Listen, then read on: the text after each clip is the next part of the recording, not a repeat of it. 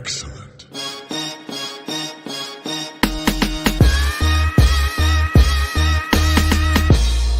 You don't know what you're doing.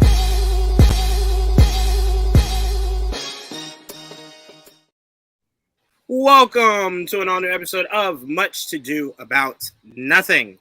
I am your host, Jawan, and I'm very excited for this episode because this is going to be our last Much to Do About Nothing episode of 2022, right? As we embrace and head into 2023. I'm ready for 2022 to be over. I'm going to be honest with you. I look back when I was searching up what I wanted to do for the different award topics. Most of the shit that came out this year, I thought came out last year. Certain events that happened, I thought was last year, and it's just like all this shit was in 2022. God damn, that's a lot, bro. Like, geez, we need to just hurry up and get out of here. Like, I'm done. It's time to just go. But before Mike we get into, he left the whole stream. he said, "Fuck it, I'll see you on 2023." I can't blame him. I can't blame him. But before we get into the festivities of the night, it's musical chairs. It's musical chairs. Let me introduce my panel before we get into the festivities of the night. Starting off with Didge. What's up, Didge? You would do that right as I was about to take a sip. What's up, everybody? Yeah. I hope you guys all had a Merry Christmas, Happy Hanukkah, Happy birthday, Kwanzaa, whatever you celebrate. I hope you had a great one, and I hope it's all going well right now. Absolutely. And happy birthday, Dad. Happy birthday to your dad. Absolutely. Absolutely. Absolutely. It did sound a little weird that we were all like, happy birthday, Dad.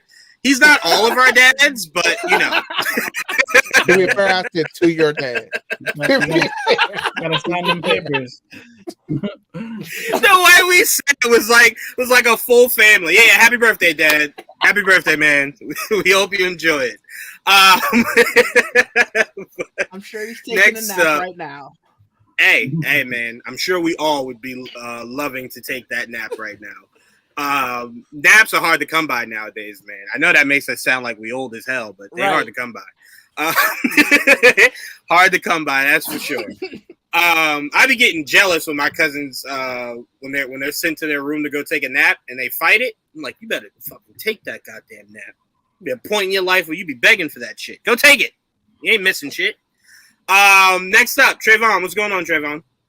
Happy to be here.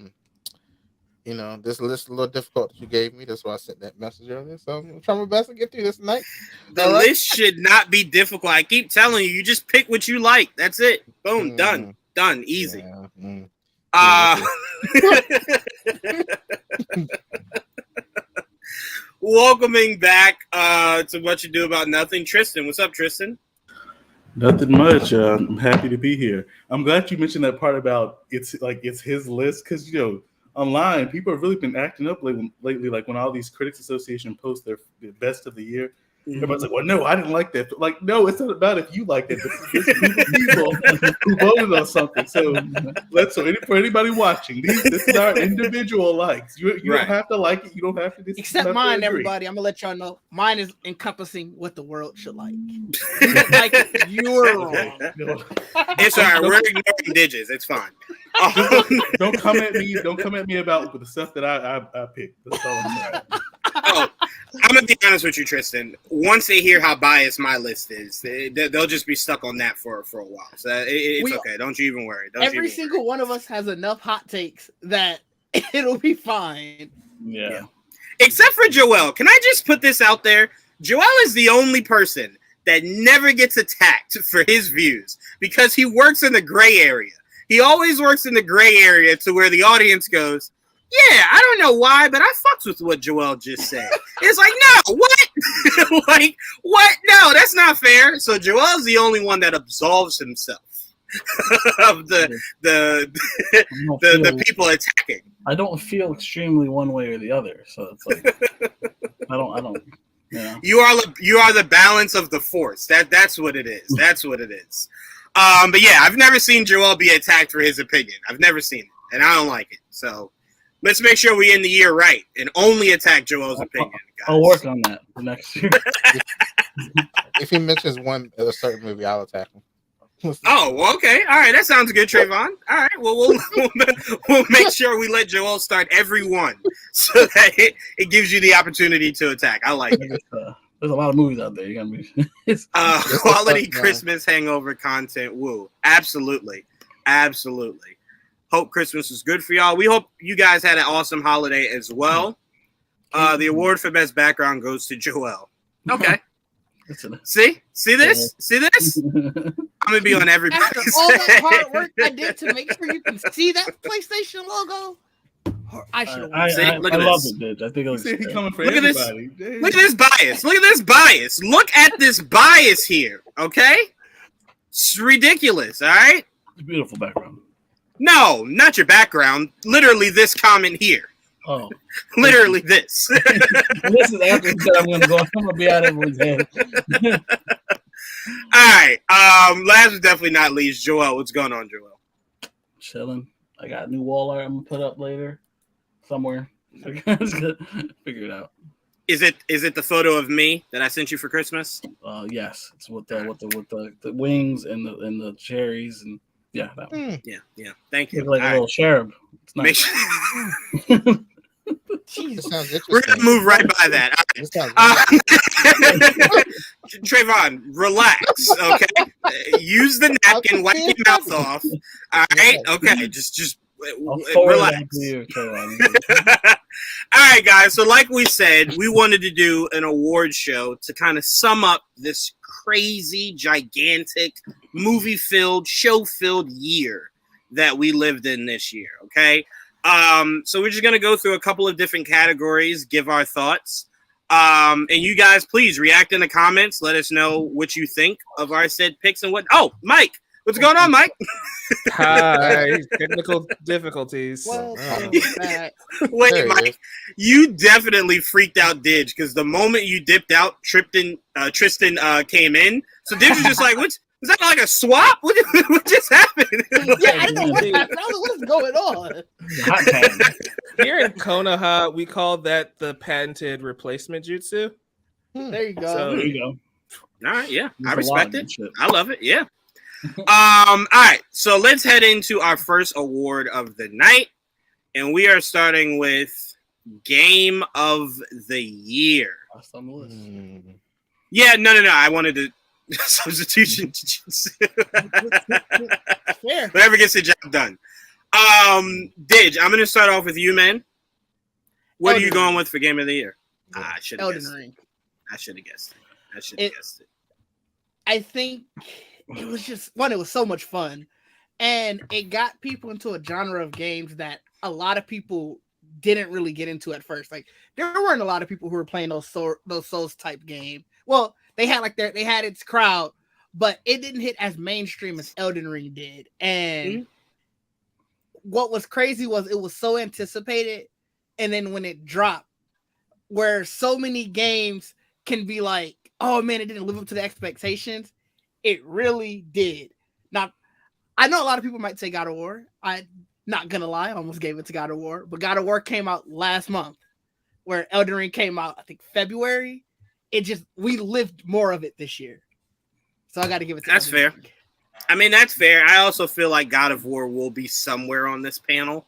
Oh, so 100%. it's okay. It's okay. Trayvon probably has God of War as his. That You smile just says might. it all. You never know. That Hey, smile says it all. the fact that you're assuming Trayvon might pull fucking Gotham Knights out of nowhere. Don't be assuming. Don't be assuming when it comes to Trayvon. Don't be assuming. But no, Elden Ring was definitely, I believe, for like you said, a large part of this these last few months, or better, better off more majority of the year, I'd say, has been the topic of conversation when it comes to video gaming. I don't think that's even an argument. That was very high on a lot of people's lists. Didn't it win at the Game Awards? Yeah. It won Game of the Year, right? I kind of feel like that sums it up, right? The people spoke. They're like, it's Elden Ring. The fuck are we talking about? You know what I'm saying? Would you say, Trayvon? I said people love pain. Oh, I guess so. I guess so. The Twitches I've been watching look like pain. I love how we're starting off early, DJ. I appreciate it. All right, Trayvon, I'll pass it to you next. So we got Elden Ring so far. What are you putting up there for Game of the Year? Hogwarts Legacy. I'm just playing. God of War Ragnarok. Shit didn't even come out yet. He's like, just watching the videos. Listen, I feel it. Okay, I feel it. It's about to take over my life. But but God of War Ragnarok was very, very great, very fun. Loved the twist. I just thought it was very. I think they did a great job of. Cause how the game started, you just like, oh. Remember, don't spoil anything. Remember, don't spoil I won't anything. say. I'm not. I'm just saying there was twist in there. You know, it started out normal and then it hit you. I'm like, oh shit, okay, we changed it up on it. All right, so I enjoyed that because I really thought it was very similar at first, and I liked that they did something to make it different. So I really enjoyed that a lot. Now, the people wanted to know: was Jane Foster in this game, or was that just did she make an appearance? No. No. Jane Foster. It was not. Yeah, she wasn't. Okay, I was. Hey, she be popping up and shit. I just had to ask. DLC. It's a DLC. Got you. Now, hold on, one question real quick. Yeah, go ahead. Does this matter games that just came out this year or games you played this year? Preferably the ones that came out this year. Okay, well, never mind. Trayvon's named some shit from like 93. Yeah, I played it for the first time this year. X-Men Legends is underrated, and here's why. I was gonna in the second son, I kind of had a lot of fun with that. So I'm just saying. Which one? Yeah, I do know you love that game. And from the second son, I had a lot of fun. So, but yeah. Still don't understand how you had a PlayStation in probably the height of PlayStation's releases and played none of them. I'll never understand that. Uncharted, Infamous, like all of those games that you just skip right by them. Yep. All right. Okay. Oh, I bought PlayStation for the Spider-Man game. That was it. That's all we thought. Oh, so you didn't have PlayStation before?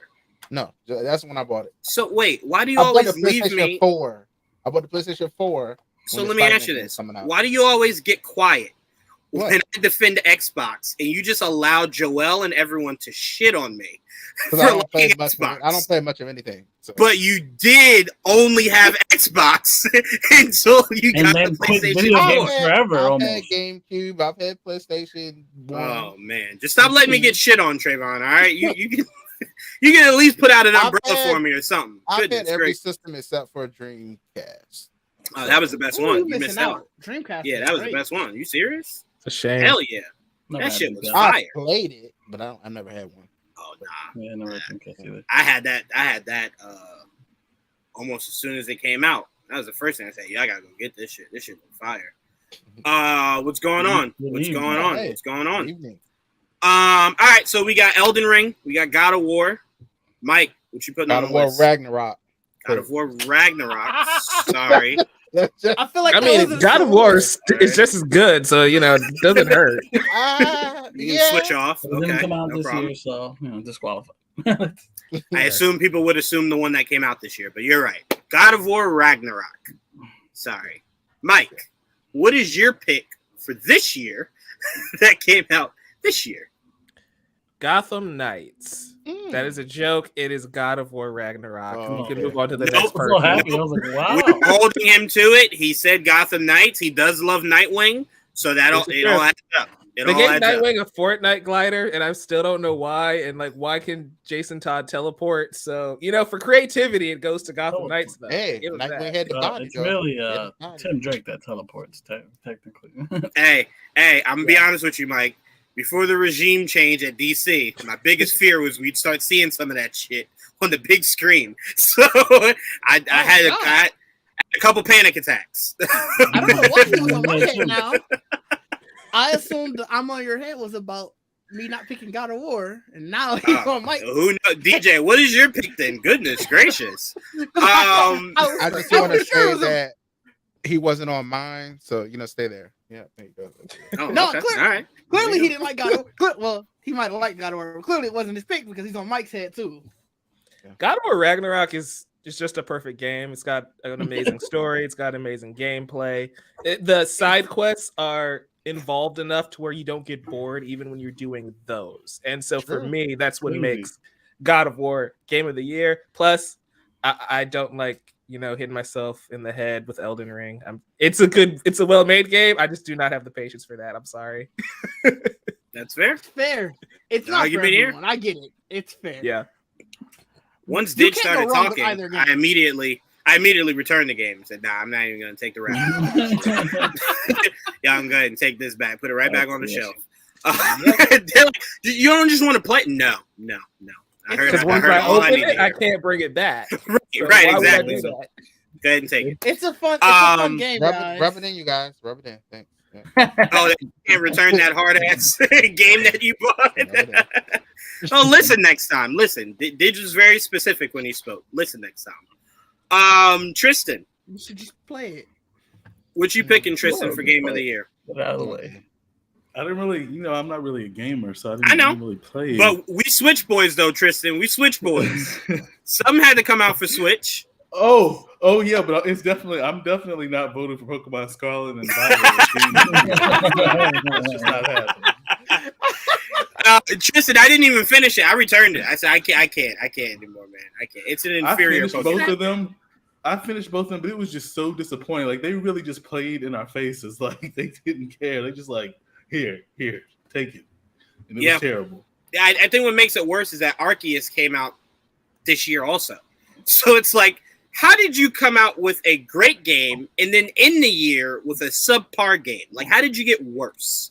I thought Arceus was 2021. I don't even know. That was this year. It was this year. So close. It was this year. Oh, it was this year. Okay. Mm-hmm. Yeah, that game was pretty good. I want to say that came out in February. February or March. Yeah, one of those two. It's been a long year, dang. Because that's what I started the show with that. I'm like, when I'm looking through these lists, I'm like, all this came out this year? It came out in January. Oh, there you go. Oh, wow. I do remember that. It was right around the time with Scream and everything. Yeah, I do remember that. Yeah, it was the end of January. That makes sense then. Yep, I remember that. Yep. So you want to go Arceus, Tristan? Yeah, you know what I do? And it really makes me mad because how do y'all take like a huge step forward with a game like that and then take like 20 steps back at the end of the year? Yeah. It doesn't make any sense. I just want an explanation behind why. Why? Like, I'm telling you. I'm sorry, go ahead. Was it the same company? Was this really the same company that gave us? They said we got to study these bundles. Don't matter. No, I'm telling you. I think somebody got to look into this. I think Pokemon might have that Sony deal to where it's like if you don't release a Pokemon game every quarter, the rights go back to somebody. I mean, because they keep releasing like 2 to 3 games a year. And it's like, why do you think I need so many? They're not all good either. So it's like, just take a break. Maybe once every 4 years. They keep selling. So they can release 2 to 3 games a year. Because, Mike, the problem is these Pokemon games keep being structured the same goddamn way Michael Bay's Transformers were. They loop you in with the beautifulness of how it looks on the outside. Then you get in there and you're like, oh, this is garbage. How did I let them fool me again? That's the problem. And they fooled me with Arceus being good and then this new one being hot buns. That's what they keep doing. But you know what? I'm hip now. I'm going to stop. Tristan, I'm like, I don't know what DJ wants. I don't know what's the one game. Maybe it's like Stray or Sifu. Maybe I should play this. A lot of people feel as though Last of Us Part 1 topped Last of Us Part 2. Maybe I really should play Last of Us. A lot of people. You haven't oh, no, that's right. You weren't familiar with it. I remember. Last of Us is awesome. I almost had fake outrage. I'm sorry. I've been playing Last of Us Part 1, and it is amazing. If you have the PlayStation Plus thing, you get the Last of Us remake for free. So you just play that instead if you want. It's there. I see it. I scroll by it. Yo. I just scroll by it. Oh, okay. Do yourself a favor. All right, so Tristan, we're going with Arceus, right? Yeah. All right, I'm with you there, man. I had a lot of fun with Arceus. It was definitely a step forward for me. Not the biggest step forward, but a step forward nonetheless. Would you say, Trayvon? I read the comments. I said, not turning your badge. Oh. Hey, this new Pokemon game gets you thinking. It really does. It really does. I am curious though now that they've officially retired Ash and we have a new Pokemon trainer. Do they start doing tie-in games? What? No. They replace Ash. So I'm saying, do you start doing tie-in games? Ash is only for the anime. Yeah, because Red isn't technically Ash. Right. It's just. It's not. It's not. Yeah, you call him Ash, but you can name him anything when you start the game. It's Pokemon. That's why it's called Pokemon Trainer. I'm going to be 100% honest with you. Almost all of those original Pokemon games, my name was Ash. You serious? That's what I watched. I'm like, I don't want to be me. Like, I don't like when games give me that ability to be me. I'm not here to be me, okay? I'm here to be somebody else from this world. I'm not here to be me. I'm me every day. I was me every time. No, yeah. I'm the same way. I didn't really care about being me. Even when you name your rival, I don't care to be me. Right. That is the most frustrating shit ever, bro. Then when I had my rival, I named my rival as my cousin. and then I would show him when I would beat him. Like, yeah, this is what I'm gonna do to you if we had Pokemon for real. I wanted to pay the Pikachu to keep going. I wanted that movie franchise. Me too. Did a good job with that. Good. I don't think it's done. I think they just weren't.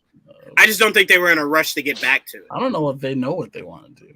That's what I'm saying. Remember the rumor, well, not the rumor, the news came out that they were going to do a Pokemon World, but it just seems like they took a step back from it.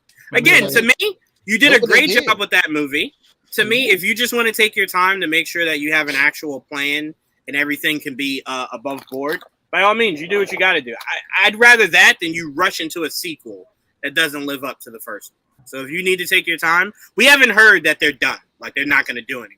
So we haven't heard anything. You know, no, but I'm saying if you didn't hear the bad news, I'm not going to assume the bad news. Like, I'd much rather work in the space of it's still a possibility. I did not expect Alita Battle Angel to get a sequel update before Pokemon. No, really. Well, to be fair, I think the fandom of that just kind of stepped up because it seemed like it wasn't going to happen. Right. I think right now we're working in a phase of we don't know. But if they came out tomorrow and said they're no longer moving forward with Pokemon movies, I think you might get the same kind of response. But Battle Angel felt like for years it was just we're never doing this again, and then the fans just rallied. So, yeah. Is the panel including games from all systems or only the systems they play? Well, no, all systems. Well, but again, the people giving their response can only go off of what they play. But it's all systems. But we're not saying this as like a general consensus. What's the best game? It's just everyone's opinion. Right. It's just everyone's opinion. None of us play enough games to where we can make a general consensus on really anything. I definitely don't. I do, but that's all right.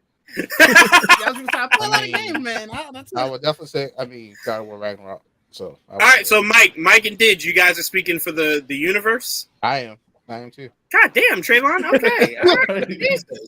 Let it be known. Like, jeez. I feel like that's a safe bet though, because I guess technically I can toss in The Last of Us Part 1, but I played this game like 10 years ago, so I don't feel like it deserves that same honor, but it is legitimately one of the best games I've played this year. Yeah. I have no argument to that, but technically if we're going off of the consensus, we just had a game show where the consensus was Elden Ring. So it's like anything but Elden Ring. But either way, both of us picked games where you would say, yo, this is game of the year. Somebody would, all right. And just probably for sure. Yeah, for sure. Yeah, all right. For sure. Yeah, no argument. Plus, God of War during the Game Awards, if we're going with that, they took home so many awards. They're basically co-game of the year at this point. Yeah, there's no argument. Yeah, they didn't win Game of the Year. They won like everything else. They won Speech of the Year. They won Longest Time Standing Up at the Podium. They won so much shit that day. Yeah, that was a lot that was going on. A bunch of good shit. Shout out to Rabbi Bill Clinton. Yes, absolutely. All right, next one. I didn't say rhyme. Oh shoot, that's right, you didn't. Sorry. Go ahead, Joe. Sorry, it was just so much God of War Ragnarok. I guess I just looped you in. Go ahead, Joel. No, you're not wrong, because I didn't honestly, because most of my year was spent finishing Ghost of Tsushima. That shit took forever. well, no, don't lie. Most of your year was multiverses. Yeah, there was a lot of multiverses this year too. It did take a lot of my time, but I was going back and forth though. But you know that's gonna last a long time. You know what I mean? It's one of those games that's free, so it's like, it's not like when I got God of War, and I just finished it like last week, and it was like amazing. Can't really, and that's why I agree, because it's the only game I played that was new this year, aside from now that I'm playing Midnight Suns and Gotham Knights. But I finished all those. Well, I finished Gotham Knights. It was really good, but it's not God of War level good. And God of War Ragnarok is fan-tastic. Can't really complain with that decision, so it'll be my choice.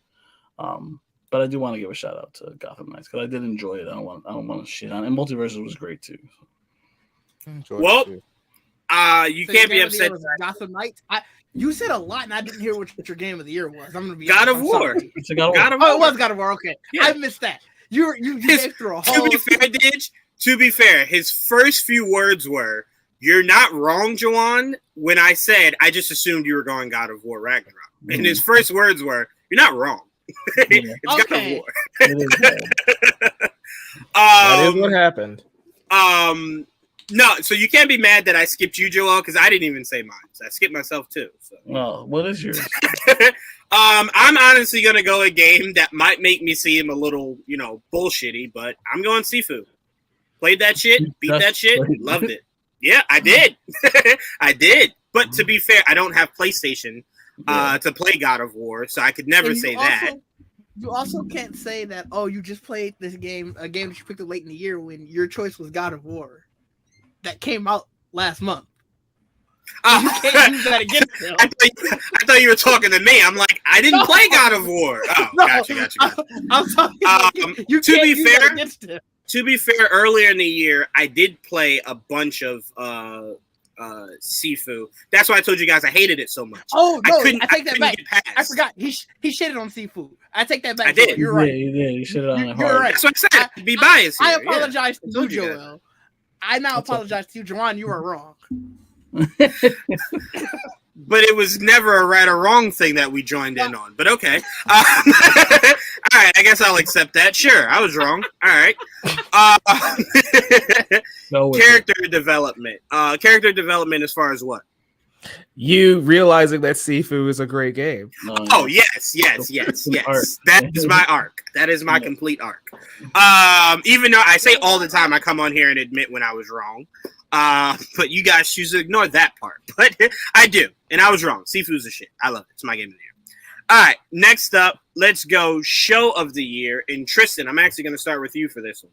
That's the hardest question. For me, it was easy as shit. It was easy as shit for me. It was so easy for me. It's so easy. It's not even. Oh god. Okay. Time before you go. Finally, we figured it out. We have a Sifu stand in the comments. No, okay. So DJ, hold on, really quickly, Tristan. While you think of your I'm fine. I'm going to be honest with you. Oh, no. I went to my cousin's house. That was when I played Sifu for the first time. The shit was difficult, right? When I just got it for my Switch, I didn't know that you could alter the difficulty. I put that shit on easy and skated through that song, bitch. I didn't know that was even an option. So I'm like, if I knew it was an option back then, I would have loved it back then. But I didn't know. So I'm here dying every 5 seconds. I started off 26. I was damn near 95. And I still couldn't even get through the level. I hated that game. It was the bane of my existence. But once I found out I could put it on easy, skated right through that song, bitch. And that's why I say I love the game. So that's it. That's it. I'm sorry. I paid a lot of money for that game. There's no way I'm stressing myself out that much. No. That's why I turned the difficulty down on Ragnarok. I'm like, forget that. I'm sorry. Games are starting to become $70. There's no way that I have to hire a psychiatrist because these games are this difficult. No way. If it gets to that point, I'm putting the difficulties down. Sorry. I don't care. I don't hesitate going to YouTube or turn down difficulty. I don't care. Yeah, to me, I don't care. I have never turned down the difficulty ever. God bless you. God bless you. I do that shit on a regular. I don't care. I do it on the regular. I don't judge anybody who does it, but I will literally get angry at myself. No, fuck that, you're gonna beat this. You know how many times I've yelled? Nah. Go ahead. First thing I say to myself is, I worked so many fucking hours to afford this game that is stressing the ball hair off. But I'll tell you this: if I could have did that on Sekiro, I would have, but they don't let you. So I'm saying, so you get it. No, so you get it. I've never done it, I'm saying and you doesn't get let it. you do it. I'm saying you get it. The idea that if you could, you would if have. I could, I would have tried. That's what I'm saying. That's all I'm saying. That's different. That's the hardest game I ever played in my life. Sifu's the hardest game I've ever played in my life. That shit was giving me the fits. Just beat it, you motherfucker. Because I put it on easy. That's my point. My problem is that game. There is no easy, no hard. It's just there. Yeah, no, I'm not spending $70 on difficulty. Normal Ragnarok until I encountered the hatred or whatever the hell that shit called. That's when I was like, "Fuck this." The fire pit. That's what that shit was hard. Wait, when did you? It wasn't the beginning. It get easier. You know, I mean, you just had to level up a little bit more and come back to it. Yeah, fuck all that. You goddamn right. Go ahead, Trayvon. Preach it, Trayvon. Once I realized I didn't have to do that shit. Wait, Trayvon, when did I missed it? I was looking at this play when Tua got hurt. When did you? Whatever that thing is, the hatred or the whatever. It's the fire pit. Yeah. That shit pissed me the hell off. They are hard. In the beginning. They were. I was so mad. It was the first one I encountered. I said, "Fuck this shit." I beat the game without the best armor. That's how not hard it is. Yeah, same. Trayvon, I'm with you. These goddamn games is $70. I'll be goddamn. You get hit 2 times to die. No, that shit pissed me off. You get, but that's a lot of characters. Just I mean, even when the farther you get through the game, like you get hit twice sometimes and you're done. It's like I couldn't dodge them. That was the thing. I was like, you got to parry too with this game. Like, yeah, you really do have to. You really do have to. It time opens stuff. them up. Yeah, you time shit. You kill them motherfuckers. Done. The reason I turned the difficulty down on mine is because I just finished a playthrough of God of War or the new game plus, so I was at like max level for that entire game, and then I come back and I have no moves. I'm at level 1 again, and I'm just like, I can't readjust. If I was just going in fresh, I probably would have been able to have an easier time adjusting to it. Hey, and God bless y'all, but fuck all that. Oh, I will be on normal on New Game Plus with God of War Ragnarok. When that come out, I will do that. We'll stay normal. I can do it then. Yeah. I can do it then. God Show of the year. God bless you. Tristan, you're up. You're up, Tristan. Show of the year. Hopefully we get some time to remember? Mm-hmm. Okay. Because there was a lot of good TV this year. The Boys, The Bear, Severance. But I gotta go with House of the Dragon. Ooh, okay. Yeah. Yep. I mean, I still to this day believe House of Dragon was written by black people. The level of sassiness that was in that shit, that ain't for everybody. That's for select. That's for select people. And we understood all that sass. That one episode where ain't nobody say a word, they just kept looking at each other and side-eyeing. I'm sorry. I know to some people this is going to sound offensive. You just got to be black to understand that. That's talking without saying a fucking word. And Black Twitter understood everybody's thoughts at that funeral. We were like, that was an old girl's funeral. Like that scene was tense. Yeah. I was so uncomfortable. I kept hitting my volume button like, yo, I don't have sound on. It's like, oh, these motherfuckers ain't talking. Oh, all right, let me see if I can decipher them eye rolls. Okay, all right, so you don't fuck with you. Okay, all right. Exactly. That was my thing. Like, if you've ever been in a room with at least one person you don't like, you understand that. So imagine 100%. Being in a room with multiple people you don't like. 100%. 100%. Yes, I've been in a funeral like that. Yes. Goddamn, Trayvon. You just like, I have two. God. It's I've been to a funeral where I did not like how loud it is. What I really love about House of the Dragon is that it took, from my understanding, 12 pages out of that Fire and Blood book, which is like a history of Westeros or the history of the Targaryen family. It took 12 pages and turned it into this amazing show. And then what got me is like people were getting pissed off about certain decisions they made. And I was like, it's literally it's being adapted from a fictional history book, 12 pages of a fictional history book. So it's open to interpretation. And apparently even the characters who are telling the story, they weren't there to witness it. So I'm like, it was a perfect example of you can't get too attached to anything the source material says, because in this case, they don't know if it was true or not. They're just kind of going off of assumptions. Right. They said that George R.R. Martin said that the guy who in the universe who wrote the book, he's not necessarily the most reliable narrator. Exactly. Because it's always told as if, oh, hey, guess what they did? And you telling that, it's like, well, you may not like this person, so you definitely are gonna come in and make it sound worse than what it was. I just picture him writing the book and someone coming over and going, "Bitch, I got the tea. Let me tell you what they was doing in Westeros." Like, bitch. They were wilding in King's Landing. King's Landing was going crazy. That's what I'm saying, yo. The writers had to be black because we be making shit like we be stretching shit. We're like, yo, it wasn't that crazy. It's like, bruh. Right. Dragon flew in the air, ate the dragon's head off, homie flew down. Like, bro, it wasn't all that. Stop putting all that sauce on there. Like, you're doing too much. But no, I mean that's a great show, and I really do think. Oh, go ahead, Tristan. I'm sorry. Go ahead. You muted yourself. I was just gonna jump in and say, somebody was like, Rhaenyra, stepmama don't mess with her. Oh yeah, they got to it. Oh yes, yeah, yep. And look, I appreciated the loyalty at the end because her auntie ain't fuck with her, but at the end of the day, she said, "Hey, you still family though." Yeah, you know what I'm saying? You still family. You know what I'm saying? But no, I mean, to me, I appreciated House of Dragon because put the comment up. Let's see. Yo, man, it was wild when the new king got crowned a dragon and crashed through the floor.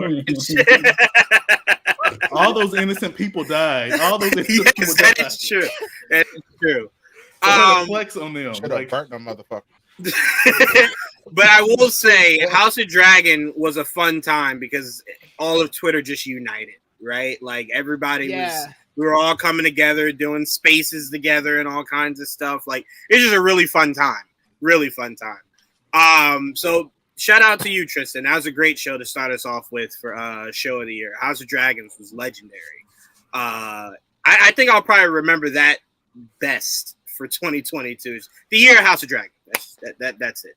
Just the year of House of Dragon. All right, Didge, I'll go to you next. What's your show of the year? Same, House of the Dragon. It was definitely the show of the year, especially to come off of how Game of Thrones ended. Right. Like that comeback was crazy because like people were so done with Game of Thrones. They saw the preview and were like, I might watch that. Saw episode 1 and everybody was like, hey, we back. what's the hashtag this time? We back. Bring the hashtag back. They brought the same intro music back too. Like they were just running it back. Yeah. Yeah. What is the term if at first you don't succeed? The motherfucker said, hey, just keep trying this shit. Somebody will like it. It'll catch fire. Game of Thrones is the Warriors of TV. Like they had a couple bad seasons there, right? But then they just came back and won the freaking championship, man. Yo, they just had Jordan Poole. That's what it was. House of Dragons picked up their Jordan Poole. What's going on? All right, so 2 for House of Dragon. All right, Mike, show of the year. Well, I don't want to just keep giving love to House of the Dragon, so we're gonna go with The Boys. This was the first year that I actually watched anything from The Boys. So I watched every single episode leading up to that premiere. Mm-hmm. Craziest ride of my entire life, I would say. Just how insane that show is. But seeing Homelander, like Anthony Starr, delivered one of the best performances on television. Just how menacing and insane Homelander is as a character, and it was just a great return for The Boys this season. I'm not trying to spoil it too much just in case people haven't watched it or aren't caught up, but yeah, it was just more of The Boys. Loved it. It was my first time checking it out, so it was a blast. That and Peacemaker, of course. right Peacemaker was great. Yeah, to me The Boys, that was January. That was like one of the first big shows of the year. I always say it was last year. No, it was this year. I always say, because remember, last year ended on Book of Boba. Right. Yeah. That was how we ended it. Yeah. But I will say one thing is, whenever I tell people to watch The Boys, And they're like, all right, so like describe it. And I'm like, no, it's best if I don't. It's best if you think you're watching. If you don't. You're watching just a straight up superhero show, and then you watch it and you're just like, I'm sorry. Did a small person hop out of a penis? What did I just watch? It's like, yeah, man, you're in for a ride. You go ahead and enjoy that. You go ahead and sit back. It's so meta because they took the internet meme from Thanos and Ant-Man. They're just like, what and if we put just it right in there? Did that? Yep. And what's crazy is Diabolical, the animated series, which is a tie-in to the live action show, is just as insane. And then we got Gen V coming that looks even crazier than anything we've ever seen from the boys. Yeah. And they got sexier, by the way. I'm gonna just throw that out there. Didn't think a cast could do that, but they did it. Herogasm was a time, man. That was something. That was a time. That was definitely a time. I felt as though they dialed it down from what that room actually wrote that scene to, that episode to be. But you know, it did its job. I mean, there was a massive splooge shot in that episode. I don't really know what else you could have done that would have been wilder than the shit you gave. Amazon might have saw the first cut of like, yo, we can't do this, guys. Hey, we can't. You say that, but if I'm one of the writers, first thing I'm saying is, hey, you saw the views we gave you with these first few seasons. Let us go wild. Let's do some crazy shit here. But yeah, no, the boys definitely, and I'm glad you definitely said that, because not only do I think that's the most memed show of the year, Anthony did have some of the best singular moments of a character from a show this year. Every monologue was so good. It was. I mean, hell, the one where Starlight's like, no, and he's kind of trying to play it off, and he's like, no, fuck that. I am better than all of you. And it's like, that was a good one. That was definitely a good one. So I'm with you there. All right, so we got 2 for House of Dragon, 1 for the boys. I'm gonna go, and I have to give a thank you to Jayla actually for this pick. I'm gonna go Severance because holy shit. I mean, holy shit. That show should not have been as good as it was. And I mean, it was breathtakingly good with an ending that had me like, nah, y'all didn't already shoot season 2 so you can just drop it? That was the most cruel ending of all time, bro. Bro, like, I felt personally attacked. Like, oh, nah. We're not ending it like that. You got one more episode in you, right? That, to me, was insane, but a phenomenal cast. They got heavy hitters, led by Adam, who I think is very much slept on as an actor, which is very unfortunate because it seems like the only way Adam will get the just due he deserves is he'll have to join a superhero movie at some point soon. So it's like he'll have to do that in order for people to really go, oh, yeah, he's talented. But the man has just been dropping gems for years now. And Severance is just another huge step. I will never forget Severance with that clip. I'm still mad. If you guys, if anyone here who has not seen it, please go watch it. It is on Apple. It'll fuck you up mentally. It really will. It truly will. It really in a good way. And in bad ways. I couldn't sleep for 5 days. Waffle parties for everybody. Right? Yes. Waffle parties for everybody. But I was very glad after watching that show that I worked from home because I would have been terrified to walk in the office for a long time. That is for damn sure. But no, Severance I think is a phenomenal show. Didn't it? For the award show that not this year's obviously, or the one that's coming up, but the last award show, didn't it clean up, Mike, at that award show? I felt like it was either nominated for a shit ton or won a shit ton. It was nominated for a ton, and it did take home a couple. Yeah. Okay. All right. It was a stacked year because that came out, but we also had Rings of Power, House of the Dragon, like so much stuff came out. Right. Rings of Power. I don't know what I would nominate that for, other than its visuals and costume department. I don't know. I didn't really feel the strongest from anybody else coming out of that show. I almost had a very hot take about that show. Rings of Power. That you loved it? Yeah, let's go with that. Oh, okay, all right. No, to me, I'm not that big of a Lord of the Rings fan. So whatever you said, Didge, I would have maybe found a way to side with, because the show just really didn't do much for me till like that last episode, and I was just like, well, goddamn. Just like the movies, cool. You waited to the end to get me. I was gonna say that show really had the visuals and cinematography. Really, that's all it had going for it. The story. It is very clear. It is very clear where that $500 million went. Yes, very clear. Yes. That is not up for question. There's no question marks there. It's very clear where that went. But again, I didn't think it was a bad show at all. It's just I don't think I'm a big. Oh yeah, absolutely we can. Well, we responded to you when you said hi. It's just I think Didge, what it comes down to is I'm just not a big Lord of the Rings fan, and I think this kind of was just more par for the course. You know, so I don't think it was bad. I think it's just maybe not my thing. I think maybe that's just what it comes down to. Yeah, that's a fair statement. That's probably more accurate than saying it's a bad show, right? Because, like I said, you can't. I don't think you can necessarily be that beautiful of a show and just be all around bad. Right. It's just the story was just not there for me. Yeah, and to me, I think that's on par with how I felt for most of the movies I saw. So I'm just kind of just par for the course. But go ahead, Mike. I was just going to add to that. I think it's kind of like how we were talking during the Game Awards, right? About like Horizon Forbidden West.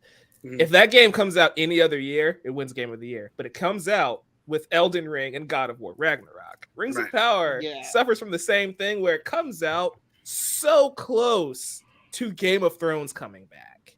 Like if this was a show in January, probably looked at differently. But airing at the same time really screwed it over. Plus it's on Amazon. You know? Yeah, you're absolutely right. Because, and again, this is no slight to Rings of Power, and I'm going to pass to you, Trayvon, for your show of the year. I think it's just you saw the writing of one show that didn't necessarily need visuals. It's just the writing was so fucking good. And then you see a show that maybe doesn't have as good of writing, but its visuals is what's carrying it. And maybe it just for some people wasn't enough. Like the visuals weren't enough, right? There wasn't enough big battles. And you spent $500 million. And I'm not seeing enough fights. Like, you know what I'm saying? As opposed to House of Dragons, there's a dragon almost every fucking minute just popping his head and like, yo, what's good? We burning somebody today? Yeah. Dracarys? No? Oh, all right. I'm here. So, I would have done what movies do. I would have just pushed it back. I would have been like, hey, we're going to come out in January of next year to avoid that direct comparison. Yeah. Yep. But again, it did well enough that they got their season 2, and it doesn't fuck with us getting God of War. Remember when that was a narrative that if this show tanks, we are never spending this kind of money again. That is and the very fact that true. they renewed it for a season 2. Everything worked out, so I'm good. Trayvon, what are you going for? What are you going with for show of the year? It's difficult because I just finished damn near brilliant show. Mm-hmm. So I have a tie. I can't decide. Okay. So Interview with the Vampire. Oh. Okay. And The Best Man, the final chapters. I really had both of those are great shows. With both. So I just like Interview with the Vampire was a surprise to me. I didn't know anything about that at all. So no books, nothing. I just was like, oh, it's 2 gay vampires, and I'm in. Like then I got there, and it was really like breathtakingly beautiful. It was a crazy story, a lot of twists and turns. I just really enjoy the show, and now I'm really interested in Anne Rice's all her works. Now I just want to see Mayfair Witches. Know nothing about that either. I just know it has witches in the title, like y'all just said about me. But still, like it's more about her world and them mentioning them in the show too. I was I like connecting universes too. So that was really cool to me. I was cool. They're going to be connected some kind of way. Cool. And Best Man final chapters. I wish it wasn't the final chapters. The first 2 episodes felt like a movie. It did. Yes. It did. I was like, when it ended, I was like, I'm gonna take a break right here. Real quick, by the way, guys, Tristan actually has an article up about it. So please make sure you guys go check that out. I gonna be honest with you, never watched those movies. Okay. So I'm not familiar with it at all. And I have seen the original Interview with a Vampire. Let me make sure I'm correct. Was that with Brad Pitt? Yes. I understand. Yeah, yes. I've never that. Seen that. I saw that one. Yeah, and Tom Cruise. Right. That's why it was so popular. You rarely get those two together. That is true. So I told you, Trayvon, that is on my list to make sure that I check out. And since you guys are raving about the Best Man Holiday? Final chapter. So the Best Man Holiday announced the Best Man Final Chapter. Okay, I'll make sure I check that out because I will say that group was carrying the Black name for like 3 decades now. Yes, so it's like, I owe them that. Yeah. So I will put that on my list of stuff to check out for sure. Yes, for sure. Okay, so I'll give you that tie. Okay, because I know you've been raving about Interview with a Vampire. Yeah. So much so you got Joel to watch it. And Joel liked it. So, it was a really good show. It's very good. Oh, did you like it too? Okay. Look how powerful you're becoming, Trey. Good shit. Look at this. But and I've heard nothing but good things. Who knows? Maybe it's not the end. Maybe the ratings are so high or the word of mouth is so good. Who knows? Maybe they'll wait another decade, do like a retirement home version. Like, we not old as shit now. I will say for me, I hope it's the end. Like, I feel like this brought the characters full circle, and I feel like if you visit them again, you have to ruin, like, you have to mess up their lives. And I'm like, no, leave them here. That's true. Okay, that's true. And what you would have to create a new conflict. And yeah, that's true. Yeah, kind of I was gonna say another really great thing about this show is that certain things happen in this show that if you go back and watch the first movie, like certain relationships and things like that, they've been broadcasting that since the first movie, and that came out in 2001. So like it's like I said, full circle. It goes. There's things that happen that were divisive, but it's like if you watch the first movie, they've been setting that up since then. So yeah, it's definitely feel the payoff while you watch. Yeah, like, exactly. This is great. Like so, yeah. All right. I'll make sure I check them both out, Trayvon. All right, so Interview with a Vampire and Best Man Final Chapter. Mm-hmm. Gotcha. All right, so make sure you guys check those two out if you have not. Put it on your list. All right, so Interview with a Vampire I might start this weekend. They gave us next Monday off too, so I think I might I'm watching a lot. I'm off all this week, so I'm watching a lot of stuff. Me too. Yeah, I'm gonna need you to stop talking about that shit. I get it. Y'all are off. Goddamn. All right, move on. Fuck. Anyway, Joel, what's your show of the year? That was very difficult. I watched so much TV this year. I put just blurs. So it's very hard for me to make a decision like that. But and not sound redundant because everyone chose Game of Thrones, and I can't really argue with that decision because I still good. Game of Thrones, even as bad as it ended, the original show, it's my favorite show of all time. Really, I love Game of Thrones that much. But yo, block him. Huh? Not you, Joel. Not you. But go ahead, Joel. It's free this week. Let's go out, guys. Let's do it. Yeah, no, House of the Dragon was amazing. So I can't really argue with anyone choosing that because I really did like. Even though I have a friend who much preferred The Rings of Power, and he was talking shit about Game of Thrones. I was like, wow. Is he a Lord of the Rings fan? Yeah, he is. Yeah, then that makes sense. Yeah, that makes all the sense in the world. Yeah. I got it. I mean, he brought up good points, but I'm like, how are you the only one I know that seems to like this show more than Game of Thrones? But whatever. Okay, fine. Well, has he ever been a big fan of Game of Thrones? Yes, it was he hated the finale, and so some people just stick with that. Oh, he gotcha. I know a couple people. He didn't even. Go ahead, Didge. I'm sorry. Oh no, I know a couple people who they watched House of the Dragon. And it was like it still wasn't good, and it's like. You're just that jaded. I know you are because I've seen you excited for points. Like I saw you tweet about parts that you were excited about, but you just want to say it back because you're jaded. Right back. Yeah. All right. Yeah. No. I mean, we see that a lot, and to me, I kind of feel as though when you go into something with that much hate, you're not able to see it the way that you should. Because to me, this had nothing to do with how Game of Thrones ended. Like House of Dragon was not connected to how that ended at all. It wasn't like they picked up right where they left off. You can literally tell people, and I have told people who haven't watched the Game of Thrones, yo, just watch House of the Dragon first because it's a true prequel. Like you can watch that and not know anything about Game of Thrones. Right. Yep.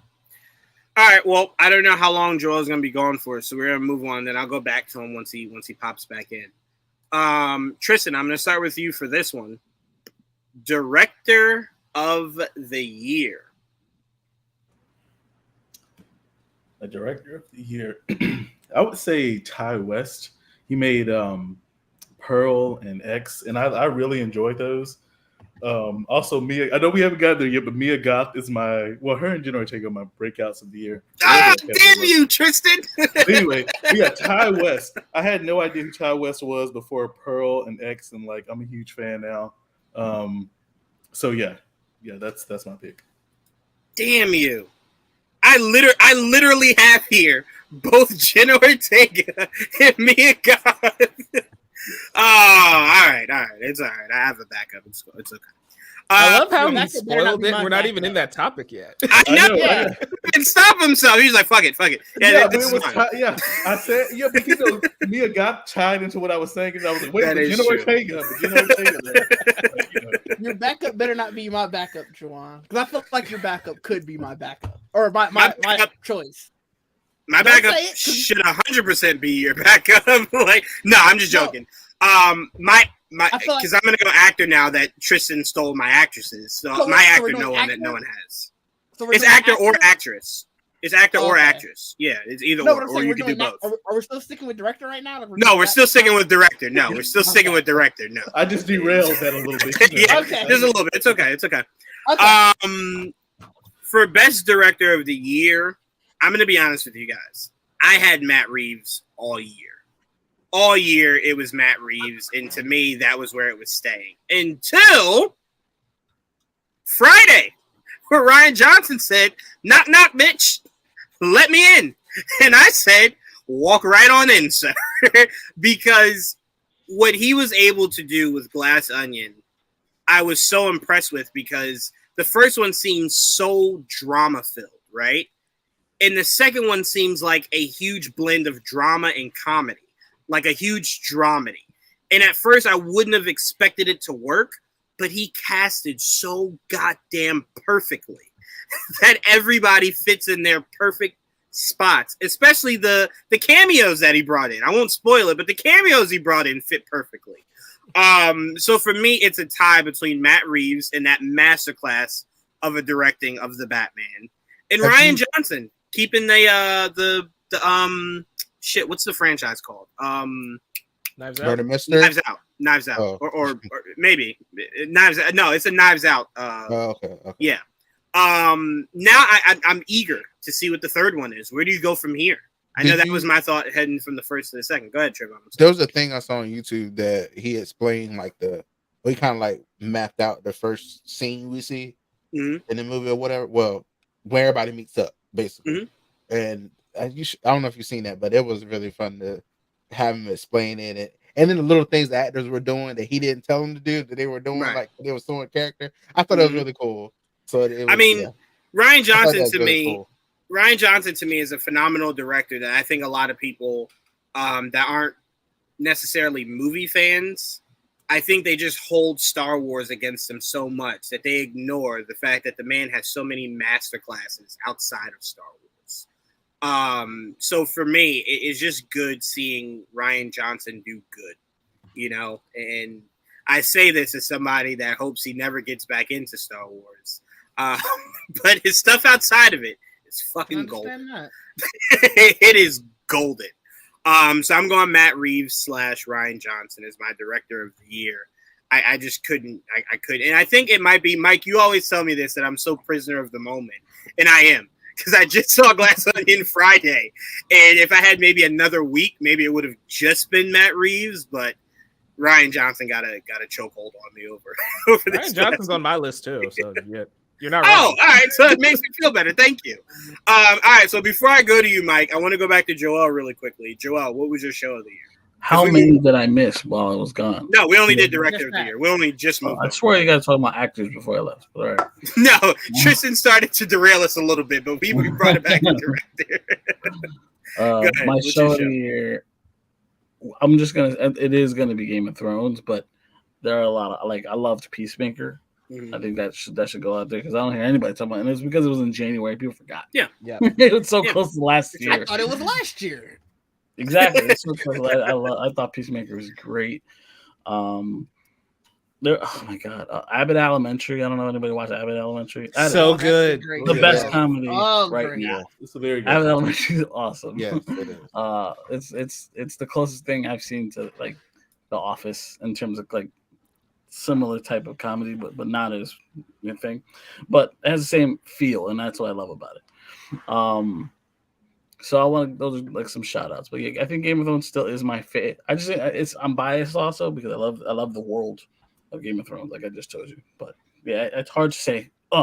It is what it is. I'm sorry. How's the Jack? No, I mean to me, like I said, this is our picks, so they can be as biased as they want. They can be as one-sided as they want. The only game I played this year from 2020. I mean, not the only one, but it's I think obviously the best game I played of 2022 of the games I bought in 2022. No shade to the other games I've played. You know what I mean? Mm-hmm. So just to give you an update, Joel, before we pass it to Mike, Tristan went Ty West for Director of the Year for his work on X and Pearl. I heard about Pearl and X. Both of those movies are it's the same dude, right? Yeah. Both of those movies are fucking phenomenal. I remember Tristan was raving about it earlier this year. It was like, I want to do a review for this. Like, it was so good.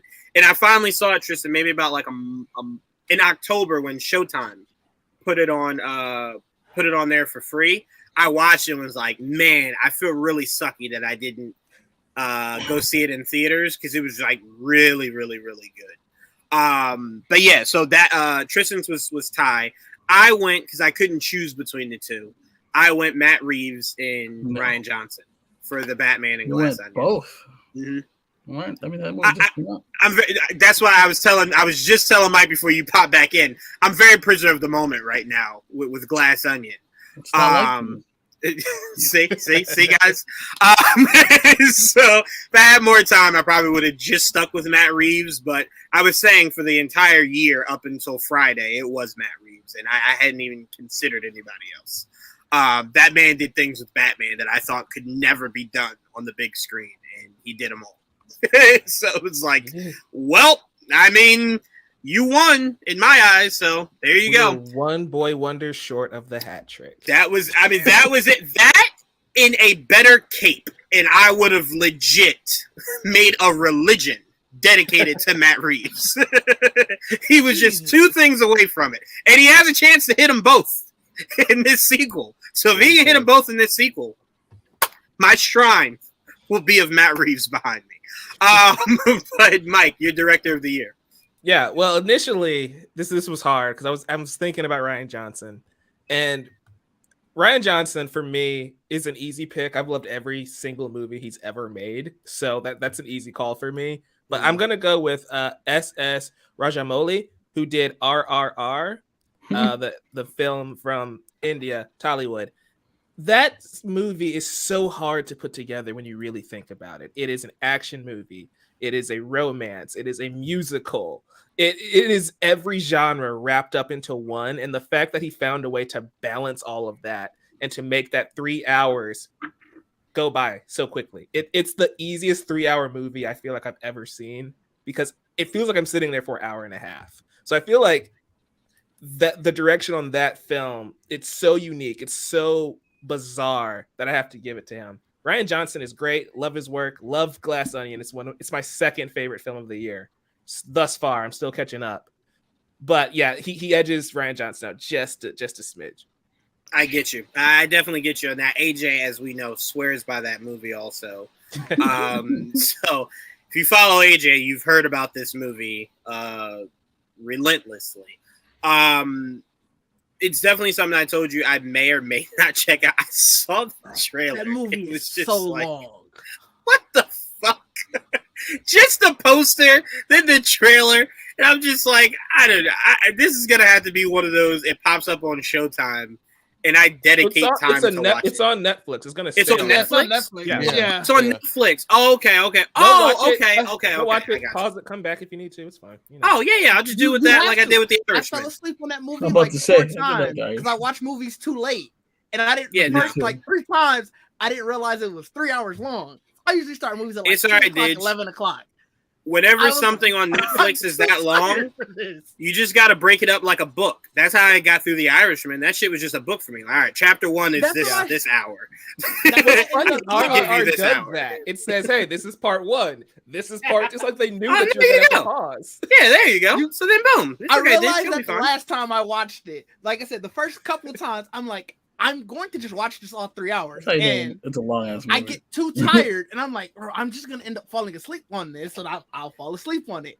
Then the last time I saw it said like, oh, part 2. I'm like, I can come back. All right, we're off. We'll watch this over like a couple of days.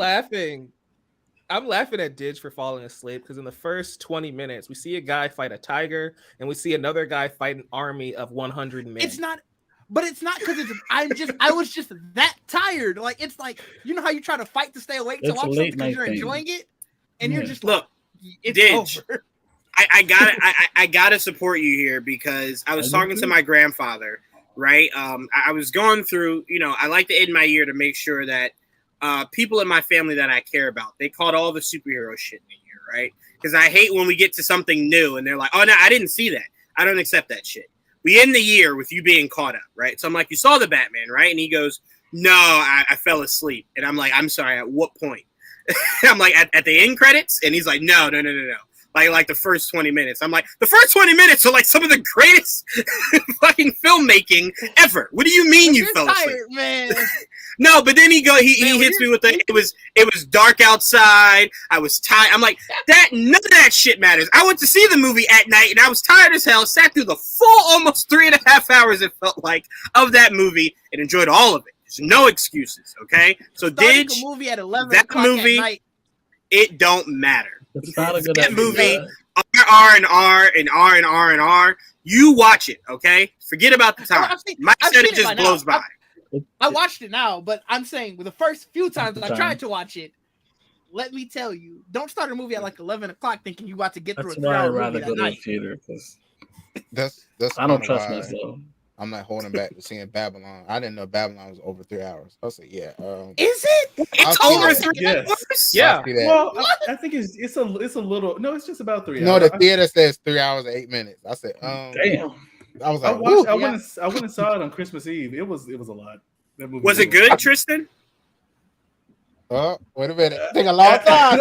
No. A long time. It wasn't bad. It wasn't a bad film. I just felt like I don't know how to describe it other than it was just a lot. It was just a lot. A lot of good that's or a lot not a good I still don't like that. I still don't like that. That's a horrible sign. I will say this, Tristan. I got into my full Didge bag when the report came out that they now officially consider it a flop. And the first thing I said to myself is, who thought this would be like a massive box office hit? And then I saw what the budget was.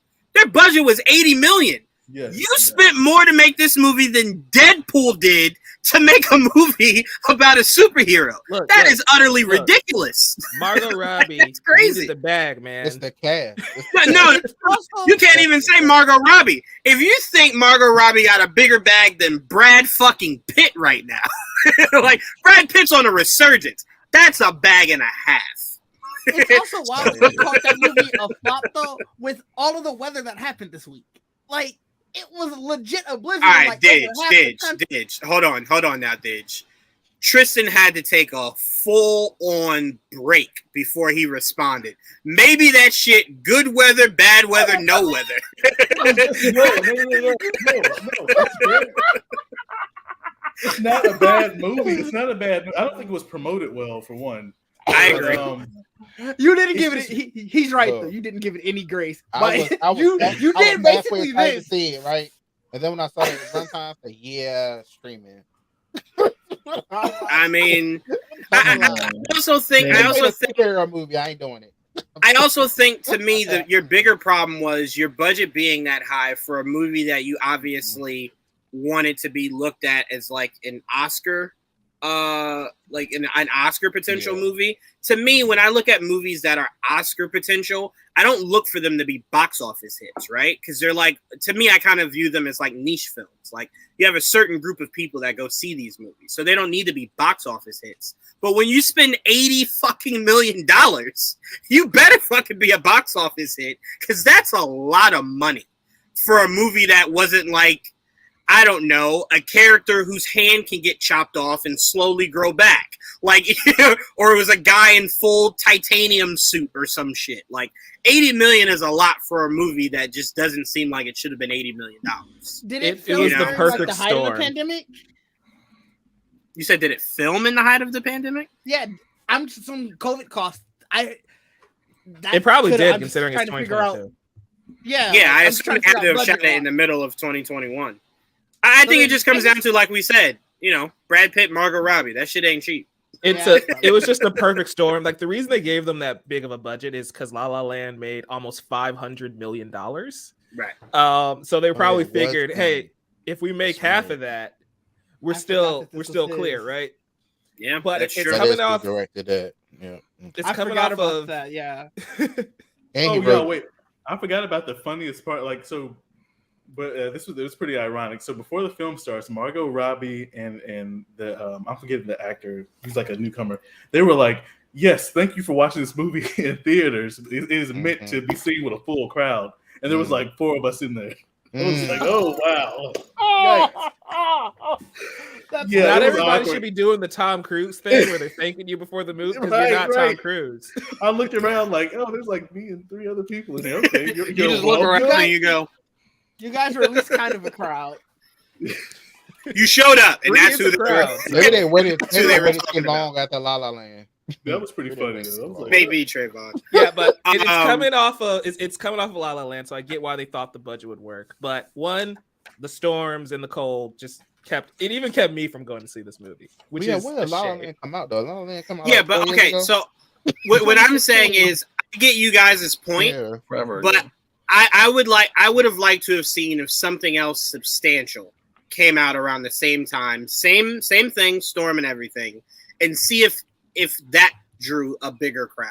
Because then if it did, then it's like, well, that's null and void. Because people wanted to go see that, they just didn't want to go see this. They said the box office in general was horrible this weekend, right? Because of the crowd, or because. Well, to be fair, what else is out that hasn't already had a good box office week? Puss in Boots, man. Damn, we did Whiplash there.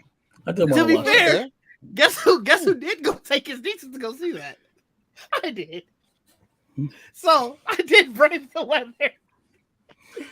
We're moving on because I hate you for that, Didge. I'm gonna go to you, Didge. Give me your director of the year. My director of the year is very biased.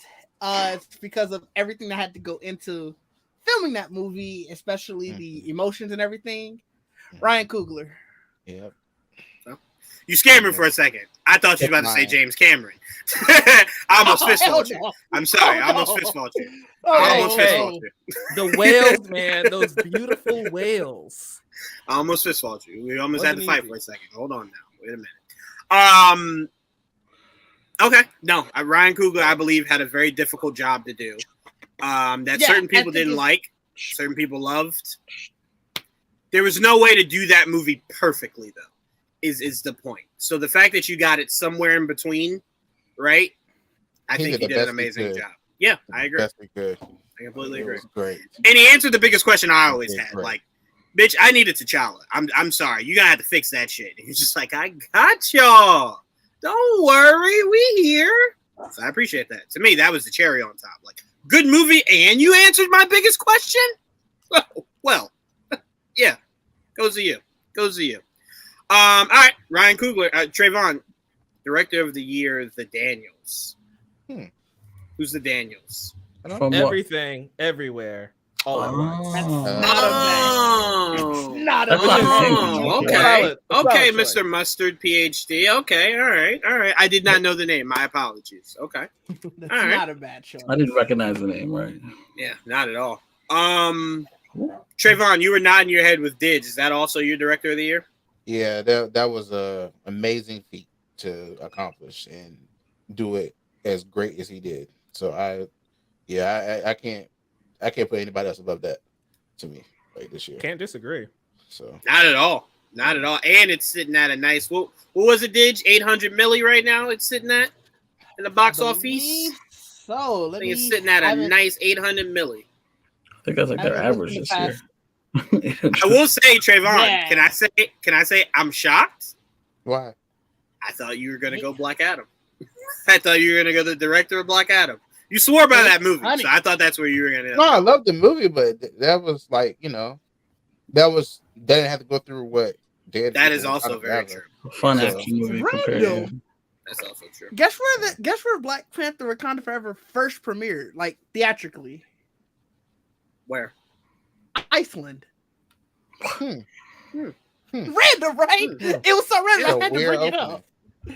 Yeah, that was the earliest release date. It was November 4th. Like a full. Should have premiered in Wakanda, Illinois. That would have been great. Oh my God! There's a Wakanda, Illinois. Yeah. Yeah. Man, why did they put Wakanda? How old is that name? Well, y'all didn't hear what I said, right? I tried to pull a Trayvon. I heard that for sure. Damn it, Trayvon! I tried to master it from you. I'm not good at it, I guess. All right, we're just gonna move on. People hear what Trayvon says. I hear a lot of the stuff Trayvon says under his breath, and I just looking like, all right, no one else heard it.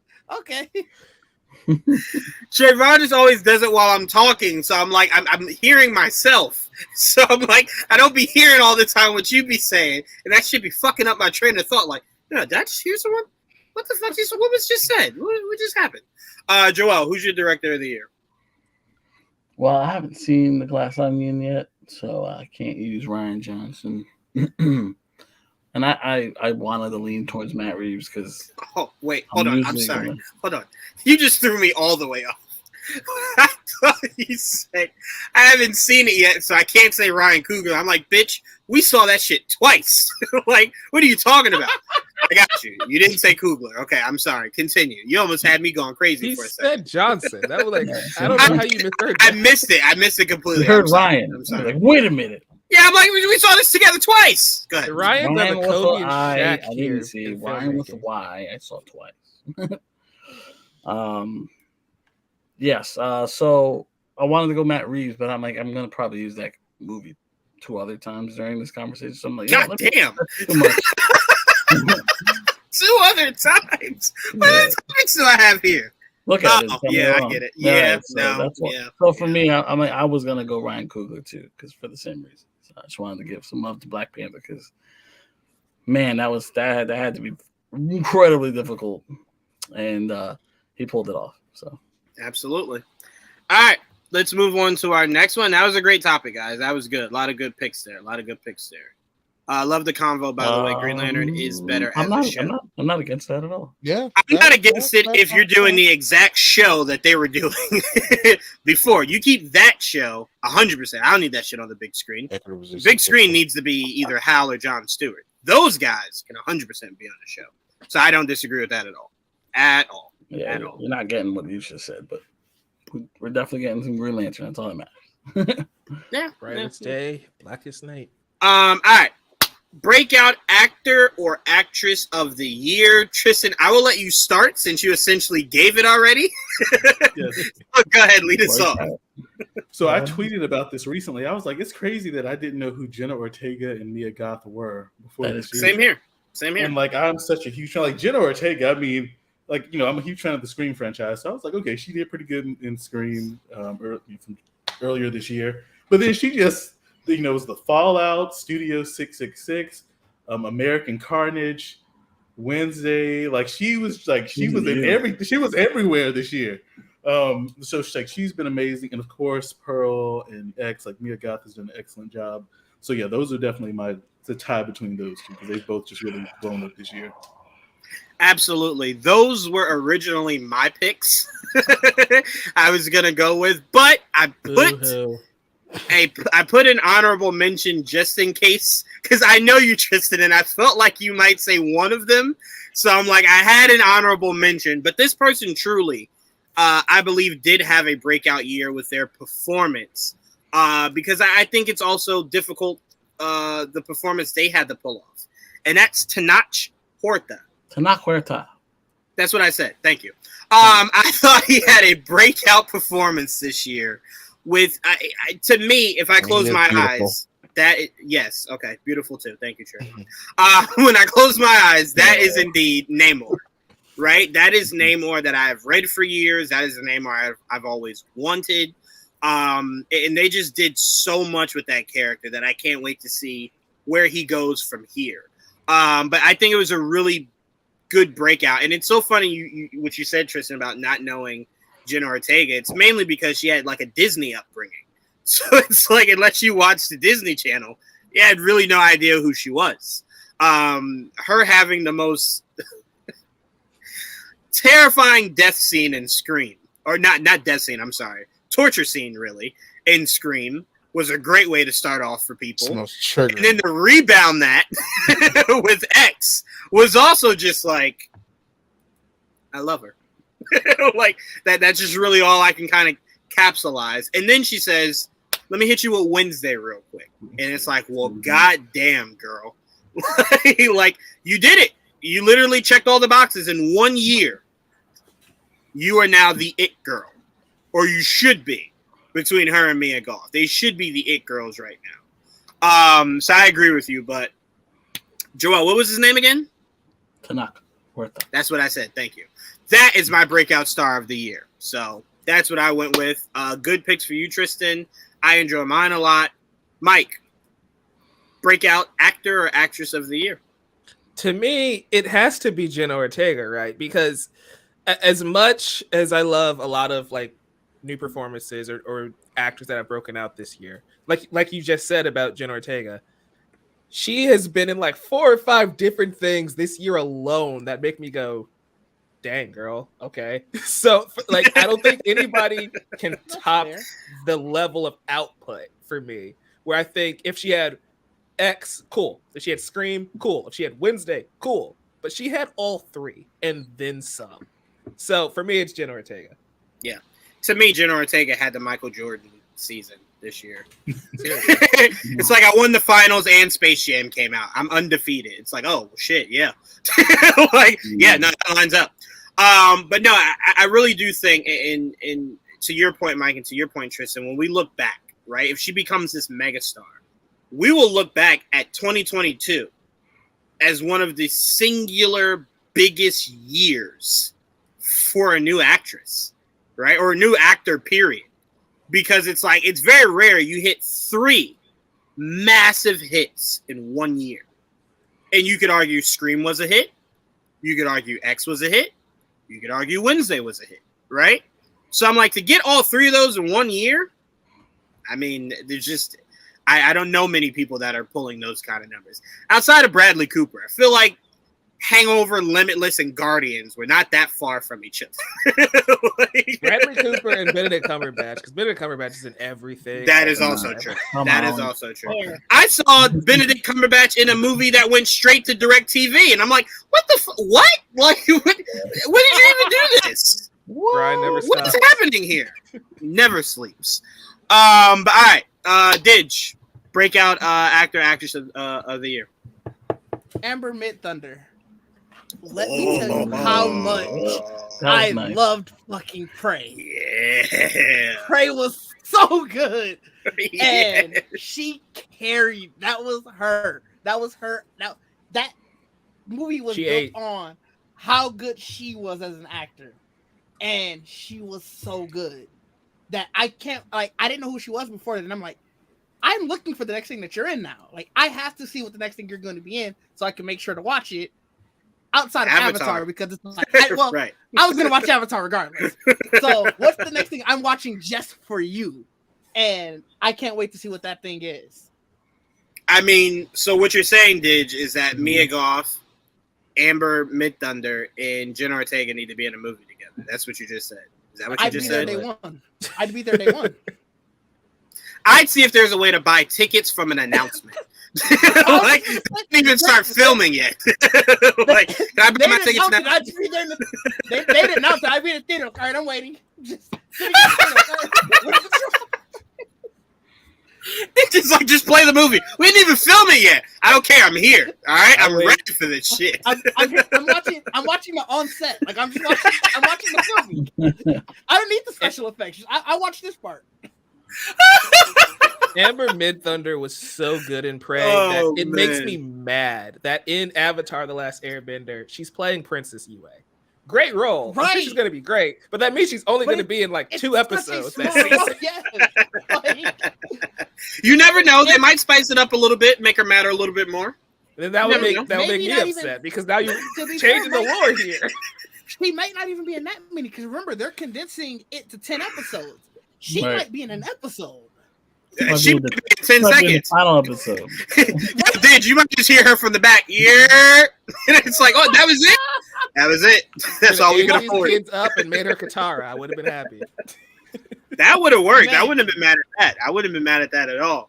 But no, Prey was, I think, Prey did come out of nowhere. I think what I love most about Prey is that I never felt like there was a great Predator movie, right? Like I felt as though there's been some good ones, there's been some really bad ones, but there's never been a great one, right? And here this comes, and it's just like, well, here you go, greatness right at your feet. And it's like, oh, beautiful. And the way that they tied it back to the past, just great, just fucking great.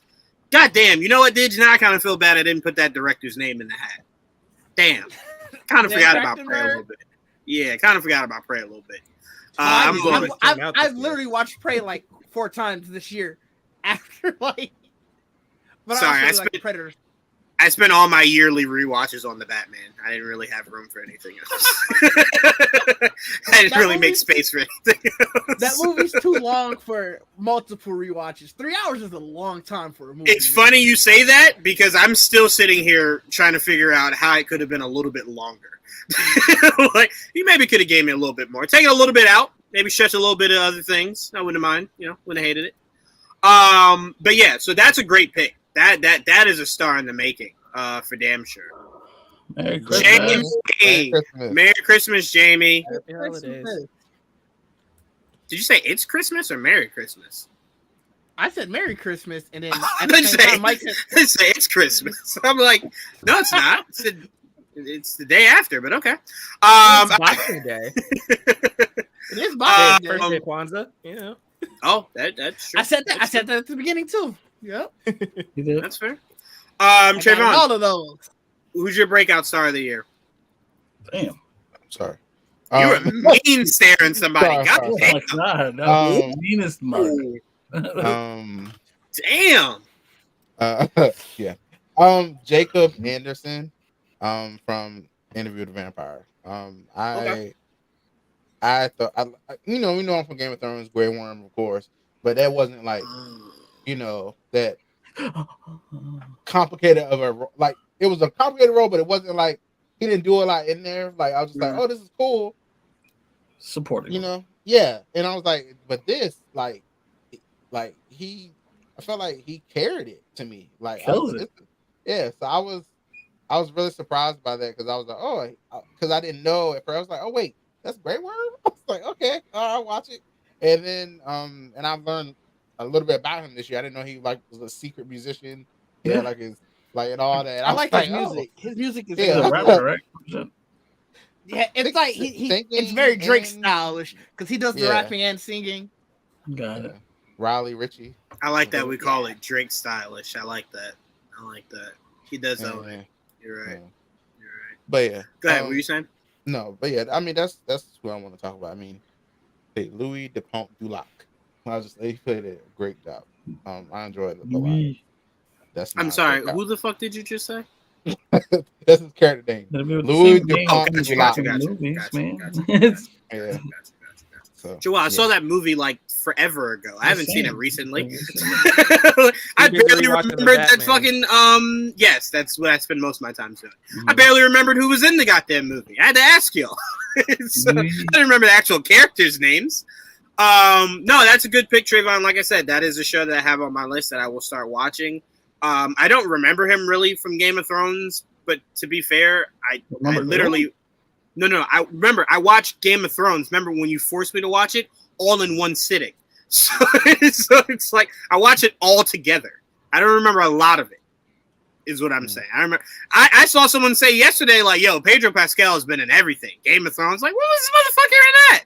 As soon as it showed like the photo, I was just like, "Oh, I do remember that." I heard about it. Yeah, I do remember that. I do remember that. Remember, I didn't watch Game of Thrones when it first came out, so everything else Pedro Pascal is known for, I knew of him in that first, and then I went to watch Game of Thrones. So, speaking of which, you said what, Trayvon? That's where Iron Fist came from too. Yep. That's where Iron Fist came from. Yeah. Oh, yes. Sorry. Yes. I'm sorry. I'm thinking you're putting it with Pedro. I'm like, what? Night, right? Okay, got you. Go ahead, Mike. I'm sorry. I was just gonna say, did you guys see the news that the first episode of The Last of Us is an hour 25? Let's go. Oh, good. Of course it is.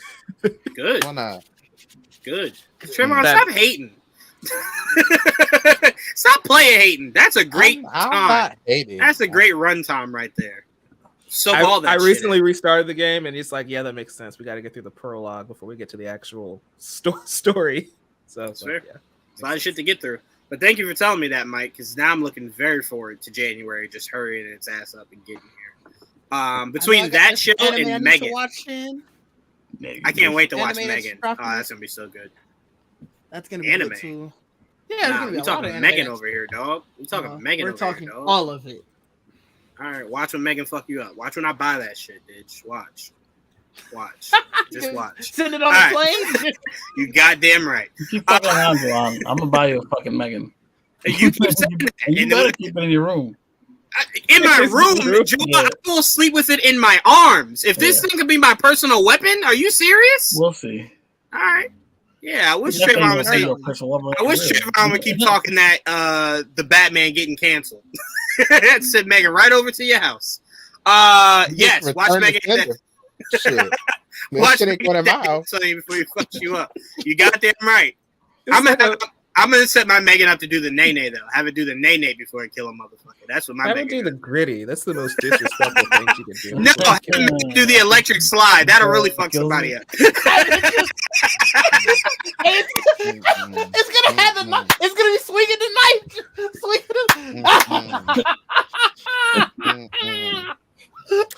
Jeez.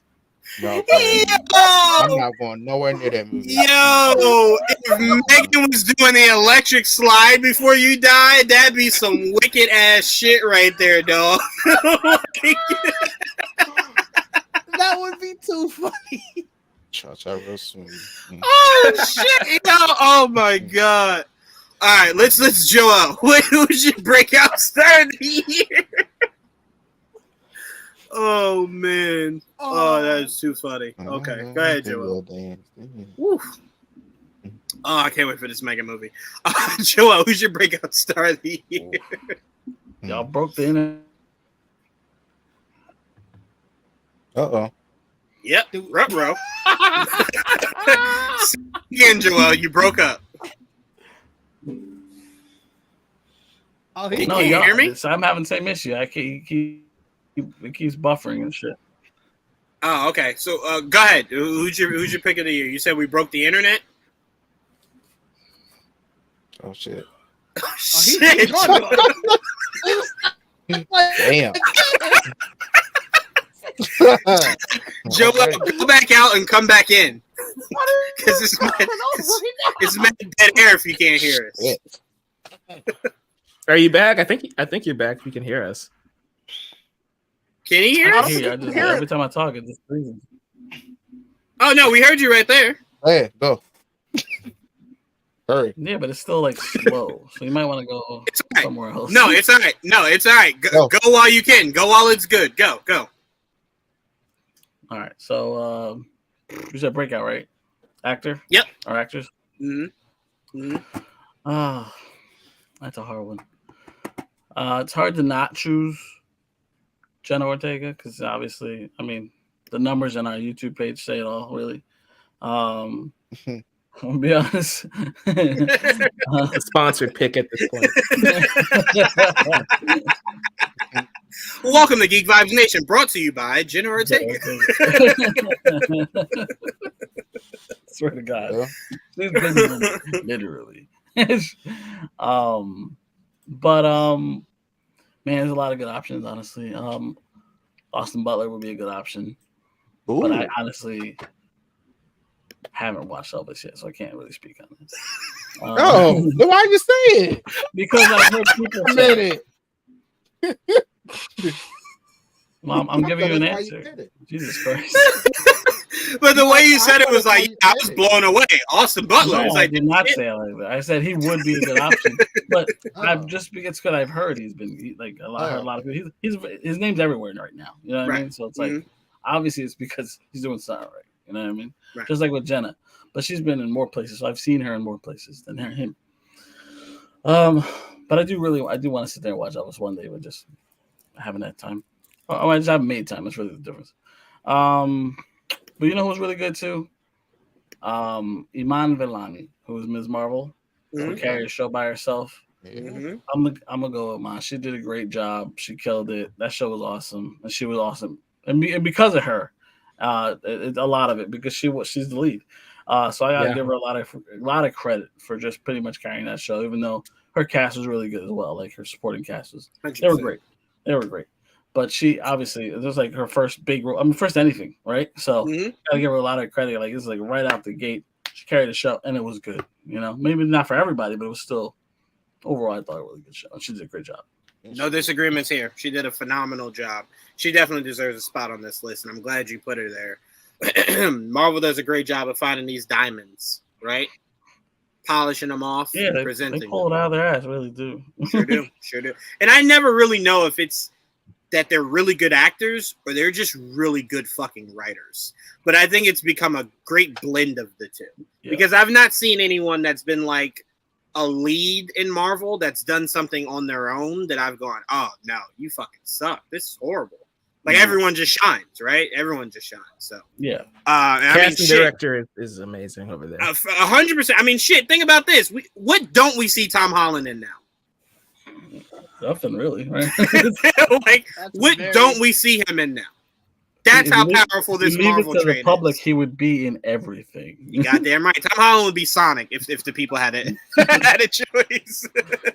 Yeah, Sarah Finn is the GOAT. Like, she gets everybody perfect for every single role. That's why it's like all these Fantastic Four rumors are going around. I'm not even going to argue if that's who she goes with. It's like, okay, I'm sure it's going to be great.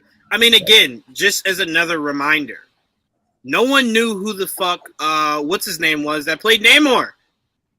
And now all I want is more from him. So it's like they just hit home runs. Like it's fucking nothing. It's ridiculous. Right. All right. Next up, superhero movie of the year. Mike, I'm starting with you. Let them know. Let these people know, Mike. Tell them. Batgirl. All right, Didge. My bad. I started with the wrong one.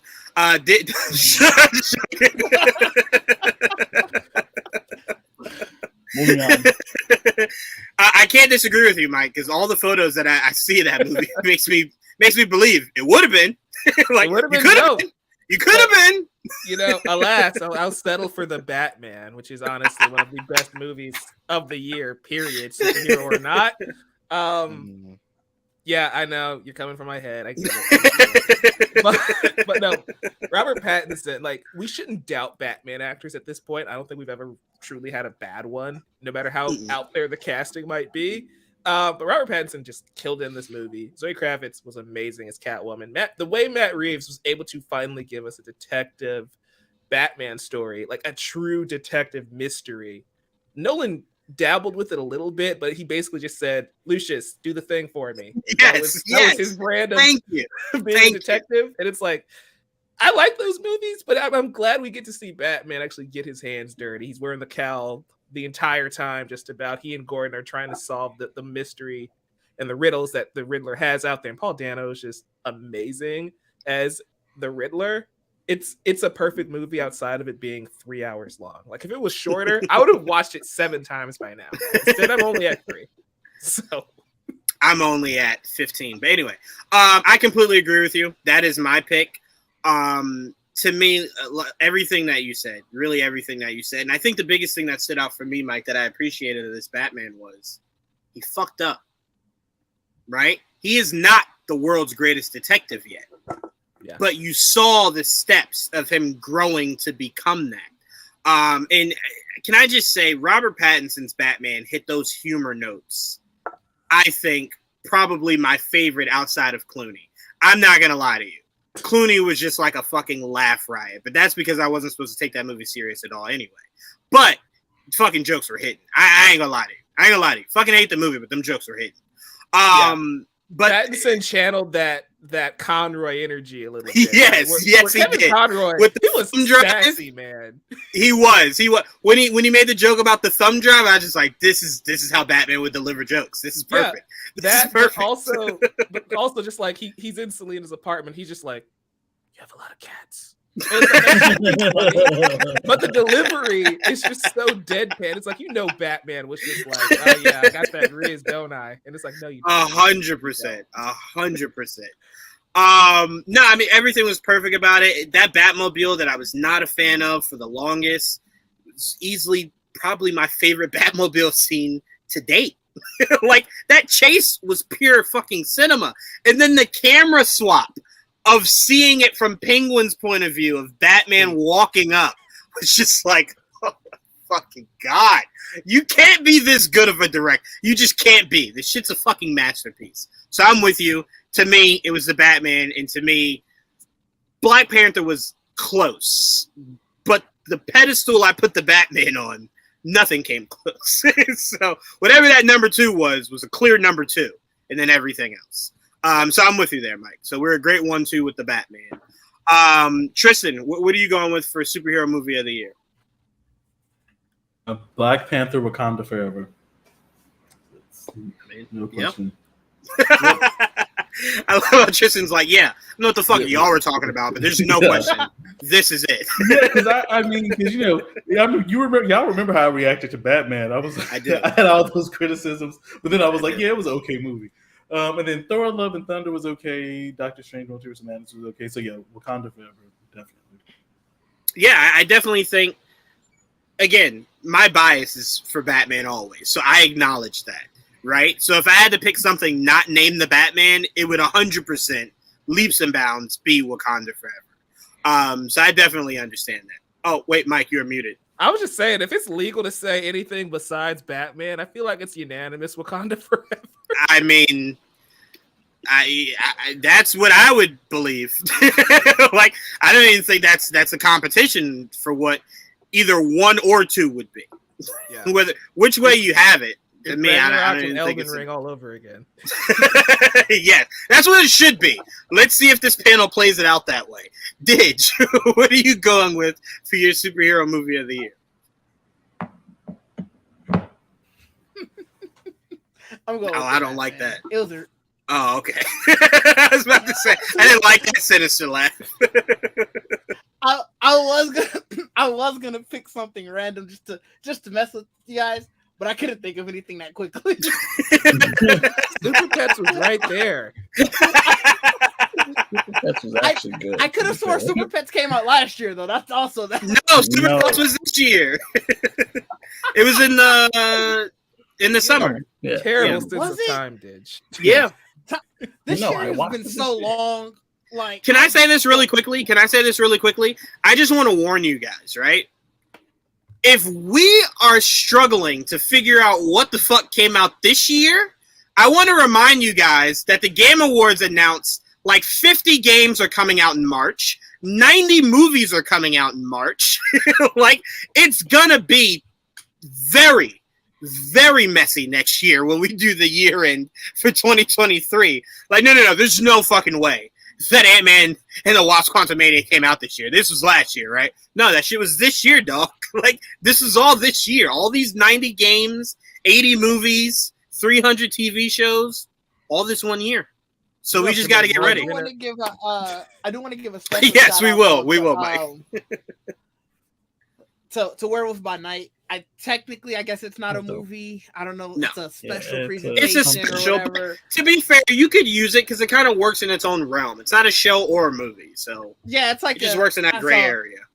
I didn't know where else I would be able to put that, so I do want to give that a special shout out. That was amazingly well done. Yes, it was. Especially for something that you were purely shooting in black and white, and then once you get to the end of it, and you finally see Elsa kind of come into color, and it's like, you fucking did that. Let me find out Micah Giacchino can fucking direct. Let me find out. All right? Let me find out this motherfucker's the Dr. Dre of movies, right? Let me find out, right? Where he's like, I don't just make beats. I can rap a little bit. It's like, what? Say what? Just spit me some shit. Werewolf by Night. Oh, my God. What a great start. Okay, you might be good at this shit. So I can't wait to see what he does for a follow-up with whatever he does directing. How does he even get in that position? Like, does Kevin Feige go to him and say, "Hey, do you want to direct?" for some reason, or does he go to Kevin Feige? He's like, "Yo, I want to direct something for once." So they just look at him like, "Nah." Okay. I'm going to tell you exactly how it came about. He had the idea that he wanted to do it and said, "Kevin, think about the money you'd have to pay someone else to do this shit. You could pay me one flat rate to do the sound, to do the music, and I'll direct this shit. One flat fee." Kevin said, "Well, money tight around this motherfucker, so yeah, have at it. Go and spit that shit real quick." And it was fire, bro. He really brought it, man. Really brought it. We got not Swamp Thing. What's the fucking Man Thing? We got Man Thing, Werewolf by Night, and Elsa, all in one special. 3 characters introduced. That's beautiful. Still Marvel canon too. Right? Yes. Right. Yeah. Right. Trayvon, I'm ready for it. You give me your superhero movie of the year. Yes, I am. It is Multiverse of Madness. Because so I enjoyed it a lot, and if it's one that I can rewatch over and over again, it will be that one, because that one doesn't make me sad or bored or other things. So yeah. God damn, you just said almost all the emotions I felt going through that movie. Wait a minute, hold on. She couldn't get her kids at the end. You weren't sad about that?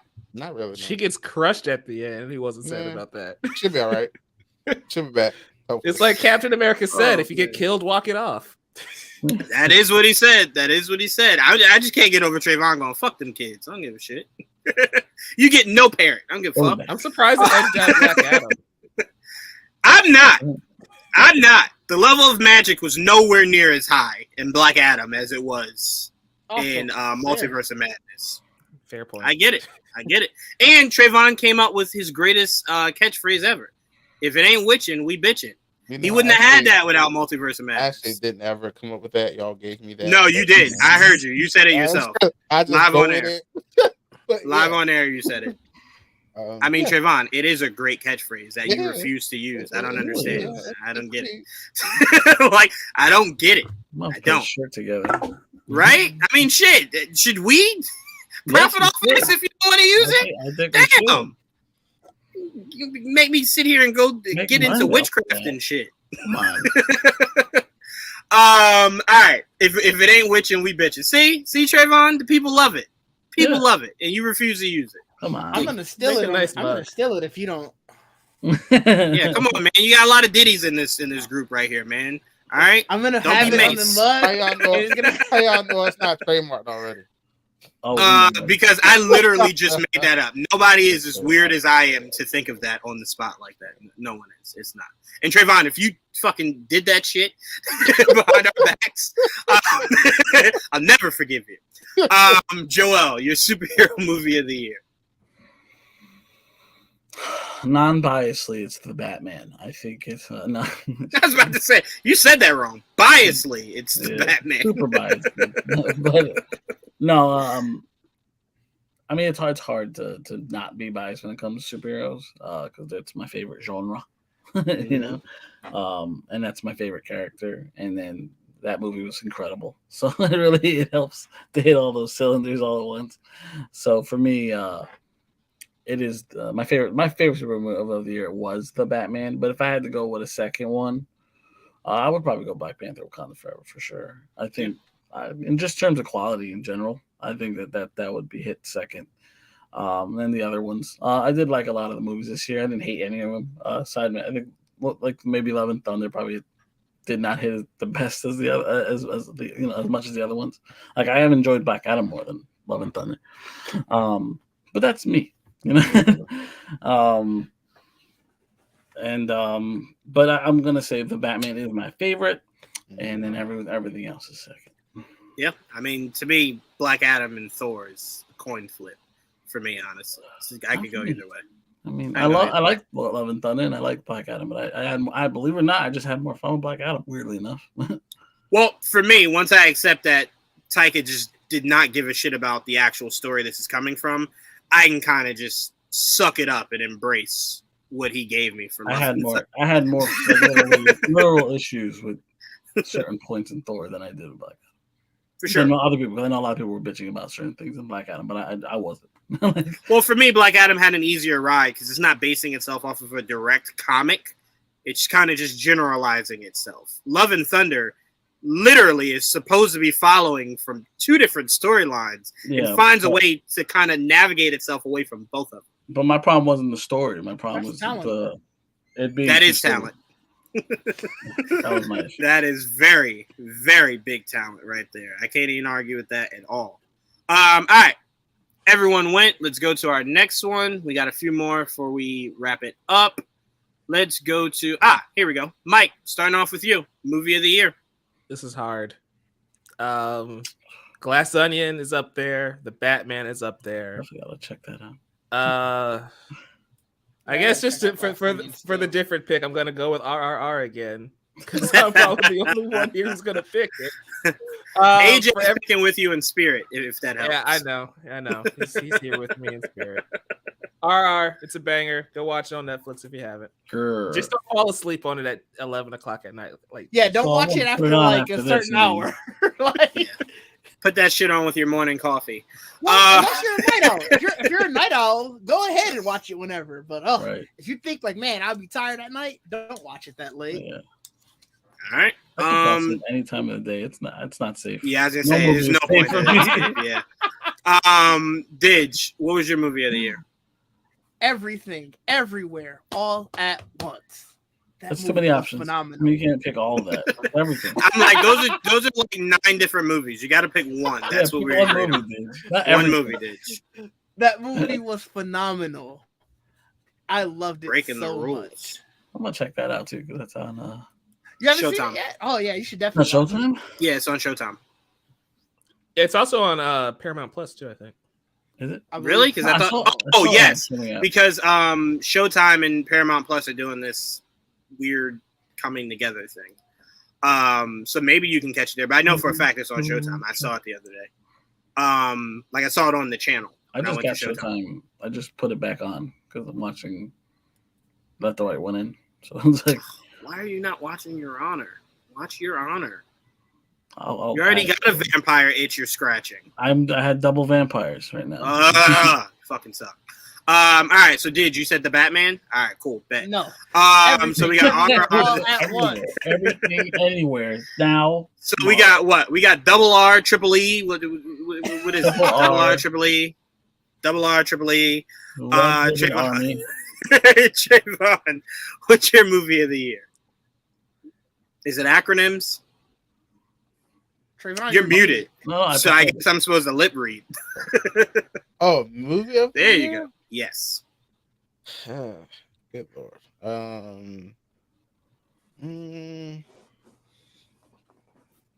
You're allowed to say Black Adam. It's okay. Top Gun Maverick also came out this year. I haven't seen it yet. Smile came out this year. You could say Smile. Yeah, The Invitation. You could say The Invitation. I enjoyed them. The Barbarians. You could say Barbarians, right? Yep, Didge. The We're Way there. of Water came out The this Way year. of Water. Yep. You could say that. Trash. Joel, do you Don't watch say that. movies? Joel did just go on a 20-minute streak of I haven't seen that. I have not seen that. I have not seen that. Not at all. I have not seen I that. watched all those movies except Way of Water. Way of Water. You said you didn't see Top Gun Maverick yet. Yeah, those two. And then the Those other are the only two that matter, though. That is true. Those are two pretty big ones. Yeah, the big ones I haven't seen They yet. counted for 6. They just hit like a weird. Jeepers Creepers came out this year, Trayvon. You could definitely skip that if you ain't seen it. Yeah. Leprechaun in Space came out this year. All right. Did it really? No, hell no. I keep just wishing for that, Didge. What'd you say? What'd you say, Trayvon? Wakanda Forever. Okay. That's a safe bet. Yeah. For the win. All right. Yeah, I can't be mad at you. Black Adam second. There you go. All right, I like it. It was looming in the shadows somewhere, right? The hierarchy still didn't change though, because it's not number one. So, changed for me when I saw him. It changed. All right. No, Mike, you defeated your own joke. It did change. James walked in and said, "I got rid of all this shit. It's gone." It changed for me when I saw him in that suit. Yes. Ooh, Jesus. Okay. Joel, what is your movie of the year? He was sitting on that for a long time. He was ready for that.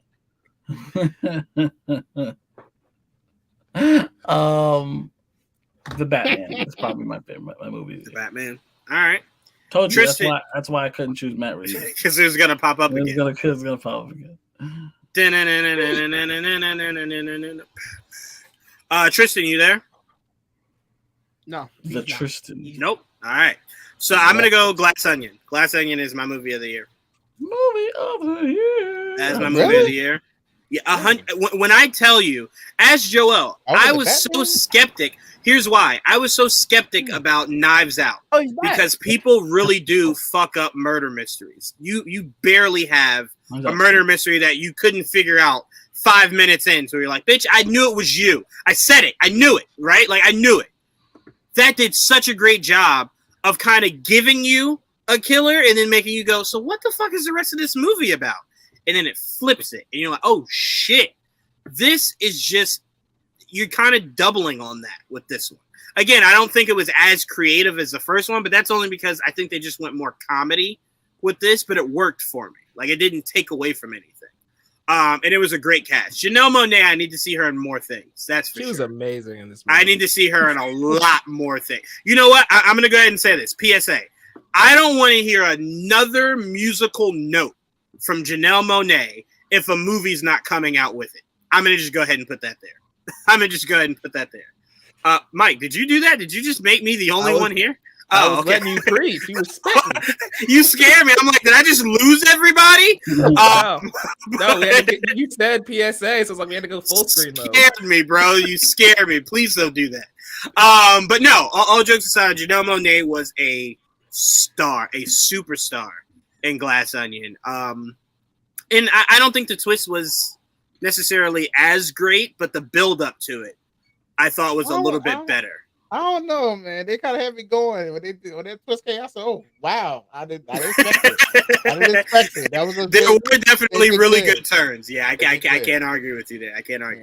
Yeah, it's essentially. You were just shocked I picked it over the Batman. That's what. Yeah. Okay, gotcha.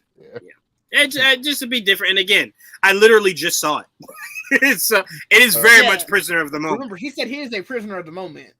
Yeah, it's very much prisoner of the moment. Definitely is. Very much. But the Batman made it in here, so it's not like, I didn't have it in here at all.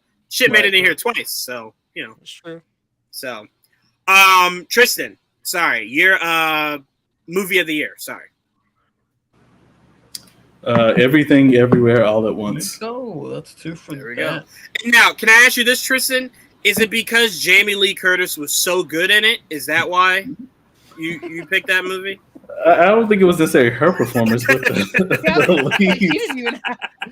I mean, she was good. Oh, she was great. I mean, hold on. You say that, but is she nominated? Is she nominated, ain't she? All right, then. She put some sauce up. Oh. So, yeah, I have master control again, so he's in timeout for all of that nonsense he was shouting at us. Stupid shit. He's back.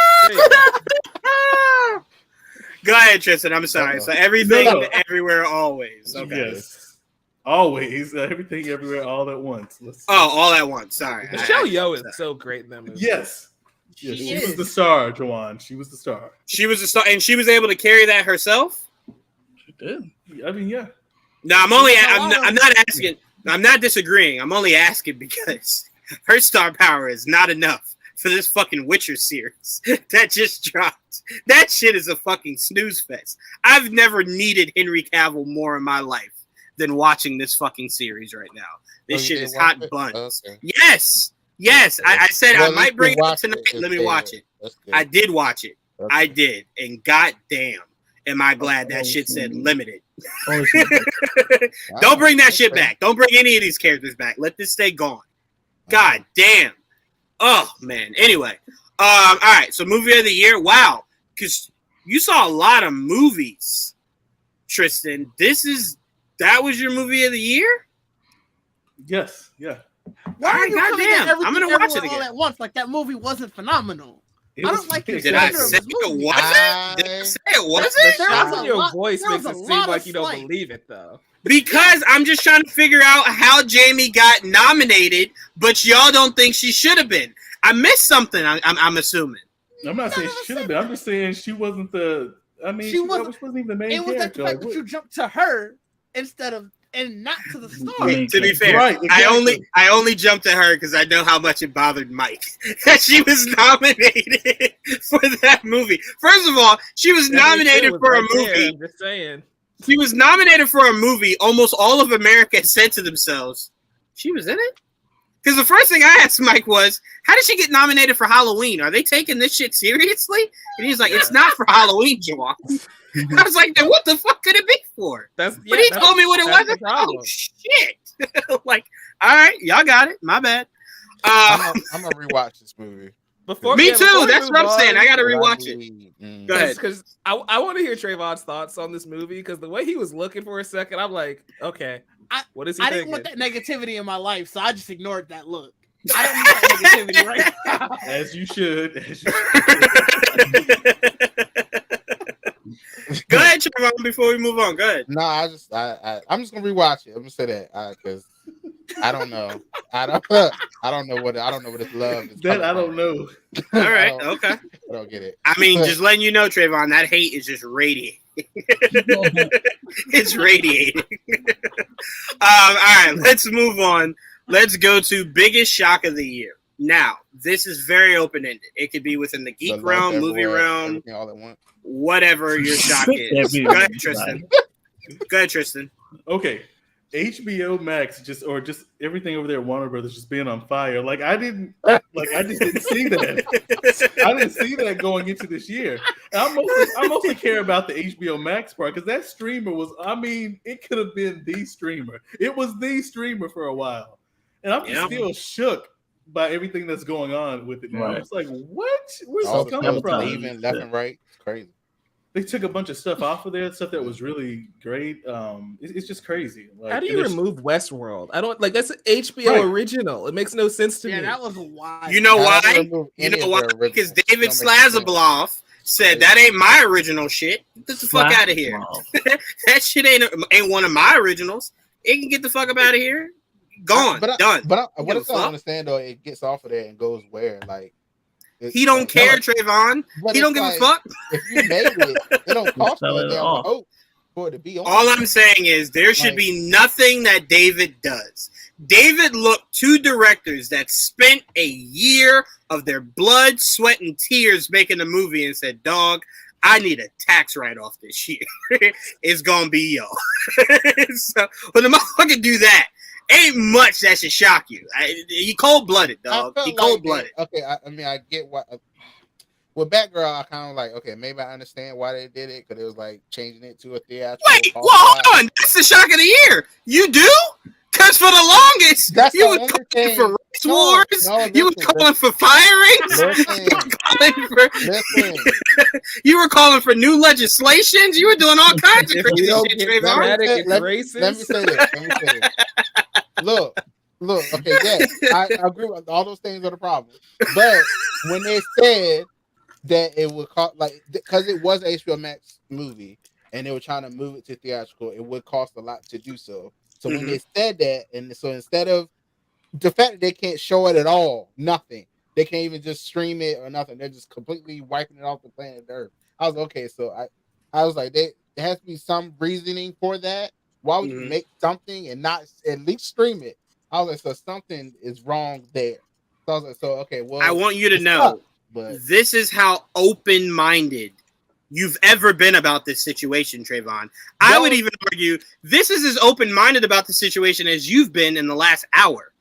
I don't think Trayvon an hour ago would have thought this. There you go. Look, what old ass in that too? Yeah, I just like I'm sad for her. That's about it. Yeah, we were with you, Trayvon. It's just the extremes you went to with your anger. We just couldn't follow you. Like you were going other levels, man. You were ready to storm the fucking yes, like he was looking for changes in law, everything. Like damn. Yes, we are. We're all growing in 2023. That's for damn sure. I will say, because I'm prisoner of the moment, my biggest shock of the year is that it's now legal to sue movies for false advertisement. Are you serious? Oh, I'm about to get so much money out this motherfucker. Marvel to the bank, bro. Oh hell yeah! I'm waiting for a class action. Trayvon about to be the richest person in the world. No, time out. You want to know? You want to know what's the funny part, Ditch? You want to know what's the funny part? The funny part is now that this is a law, that won't be a thing Hollywood does anymore. Trayvon missed all the opportunities he would have had to sue somebody. Ain't nobody gonna fuck up and make that mistake today. They might start making trailers the first scene of each movie. That might be what trailers start being from now on, so they protect themselves. Here, the first 5 minutes of the movie, that's your trailer. There you go. Trayvon, so you can Spider-Man 2. He's gonna be watching trailers like this. Listen, I'm waiting for the Infinity War class action to come across my email. That is true. I saw the Hulk in that shit. I saw the Hulk. And that motherfucker was a human inside of an Iron Man suit at the end of that movie. I'm with you, Trayvon. In Wakanda, he was not there. I agree. I agree. So that's my biggest shock of the year because it came out of nowhere. It's just like, hey, by the way, you can sue movies if they false advertise. I'm sorry, what? Like, is this a joke? Are you serious? Oh well, I mean, that's an easy write-off for me. Are you serious? I will be studying these next couple of trailers coming out. So Tristan, I appreciate your shock of HBO somewhat mentally crumbling. I will go with the craziness that we have that we're putting through law is just like you must have a 20-year-old that are putting these laws through because that is just like who thought of that? Who sat there and said, "Hey, prioritize this shit"? Honor the Arms was not in this movie or something like that, wasn't it? Goodness gracious! That's a good argument, right? Like, you can't. That's false advertising. Yeah. You can't show someone and then them not being in the movie at all, especially if it's a big actor. It's not like that is true. One, you know I mean? Yeah, no, that's a good point. So it'll be fun to see how many people actually try to sue. You just think about who you can sue. Right now. Yes. Oh my god! Is it just movies or shows as well? It's movies. Movies. Damn. Okay. All right. God, look how greedy you get. We need to add shows in there. And I'm ready to see whoever the fuck made Big Sky. I don't see the hell out of them. Anyway, we're gonna move on from Trayvon. Goodness gracious. Mike, your biggest shock of the year. Yeah, I'm gonna go with what Tristan said about the terror at Warner Brothers Discovery. Like we focused on the streaming side. I want to focus on the movies for a bit. Like the fact that they ran out of money and they couldn't put out more than 2 movies at the end of the year. What kind of nonsense was that? Where they could only release Don't Worry Darling and Black Adam to end the year. That was so weird. Remember they said there was going to be a 90 Day Fiance universe? Yes. That might still happen. Lean back content, lean in content. Like, I don't understand what was going on with this company this year. They canceled Batgirl. They tell Henry Cavill, announce your Superman, only for like 5 weeks later to say, hey, sorry, buddy, you're not Superman. Go and make this embarrassing Instagram post. And be as professional as you possibly can. It's like, I feel bad for the guy because that was some nonsense. And it's like... Hey, I'm going to channel my inner Cameron. Shit happens every day, B. You know what I'm saying? It happens, bro. And you just move on. You know what I'm saying? Move on. You shouldn't have told him he had that job back. But the day before you hired James Gunn, they announced, you just say, hey, we're going to delay that. Let's put a pin in it and let James Gunn and Peter Safran figure this out. Here's the problem, Mike. Here's the problem. That wasn't your issue. Your issue was I just saw the motherfucker in the suit. So regardless if you made an announcement or not, once James said he's not coming back, regardless if Henry made the announcement, it would have been embarrassing because he had only recently shot that fucking scene before the movie came out. So it's not like he shot it a year ago, 2 years ago. He had shot that shit in like September or some shit. If Black Adam doesn't get a sequel, that's one thing. But to have them go out of their way to say, I'm back, baby, that sucks. Like if Black Adam came out and then they said, no, we're not moving forward with that, you kind of just shrug it off and let it go. But you went out of your way to say that. I mean, shit, Ben Affleck put us through that shit. This ain't new. I mean, no, I feel like what they should have did, they shouldn't have had Henry announce that. They should have even told us about James Gunn and Safran until they had the plan ready next year. That's what I felt like. They shouldn't even told us that. They were like, hey, they're a president, and here's their plan at the same time. All you keep saying is that you wanted to delay the inevitable. The inevitable was Henry Cavill was getting kicked to the to the curb. But so whether you had it now or in January, it wouldn't have hurt you. I'm sorry, it wouldn't have made a difference. That's what I'm saying. Oh, I don't disagree with that. I'm not disagreeing with that. I'm just saying, James, to me, it's the same thing. We didn't have to know about until they had their plan ready, because a lot of these tweets he answering and stuff, it's not helping. But I feel like just wait until. No, it's not. It is. The worst. Here's the thing. Wait. It's making it worse. You would rather to find out about Henry Cavill not coming back next year? Yeah, I would actually, without him saying anything. But that's why I said it's the same thing. You wouldn't have been hurt at all. So if he made that whole message and everything, and then so then what we talk? We splitting hairs here. I know. I'd rather him not be. I'd rather him not be embarrassed. That part sucks, but that should have never happened in the first place. That's different than getting your information sooner rather than later. Yeah, I think we're all just coming to the same point of they should have handled it better. Yeah. Oh, for sure. I don't think any of us would disagree with that. But again, I think directing it to James isn't helpful because James didn't tell him to go shoot that scene, make that post, and then I'm going to fire you. James was just like, I got the job and I don't want you. So, I can see both sides of the argument because on one hand, you'd want to come out and say, hey, we want to get out in front of this. We don't want people getting excited for something that's not going to happen. Right. So you wanted to get in front of it right away. But I also see where Trayvon's coming from, where it's like, wait a little bit so you can present the full picture, right? If you say Henry's not going to be back, but this is what the new DC universe is going to look like, that might be an easier way to smooth it over, right? I don't necessarily disagree, Mike, but I think, again, it's just delaying the inevitable. Because if you had that movie come out where the motherfucker is Superman, right? And then you get fans for months built up on the idea that their Superman is back, and then you have James pull the rug from up under them, it would have been equally chaotic. It wouldn't have been softer. It would have been equally chaotic. I mean, not more or less, equal. What's called still Batman? What if he's not? You keep saying that. I keep telling you, I don't have stock in Robert Pattinson. I don't have stock in Robert Pattinson. I have stock in Batman. I don't give a fuck who Batman is. If they cancel Batman, better to tell us Trayvon, now. You do remember, time out. You do remember, right? All your heroes that you've enjoyed so far, till they get recasted, you've only had one. I've had 2 Batmans in the course of 3 years. What are you talking? And I'm about to see Ben as Batman again, and Keaton. So what are you talking about? What are you talking about? I've had to see the carousel. So to me, if Robert is fired, I won't be upset because I'm just used to so many different Batman. And would you rather know about that now or in a couple months?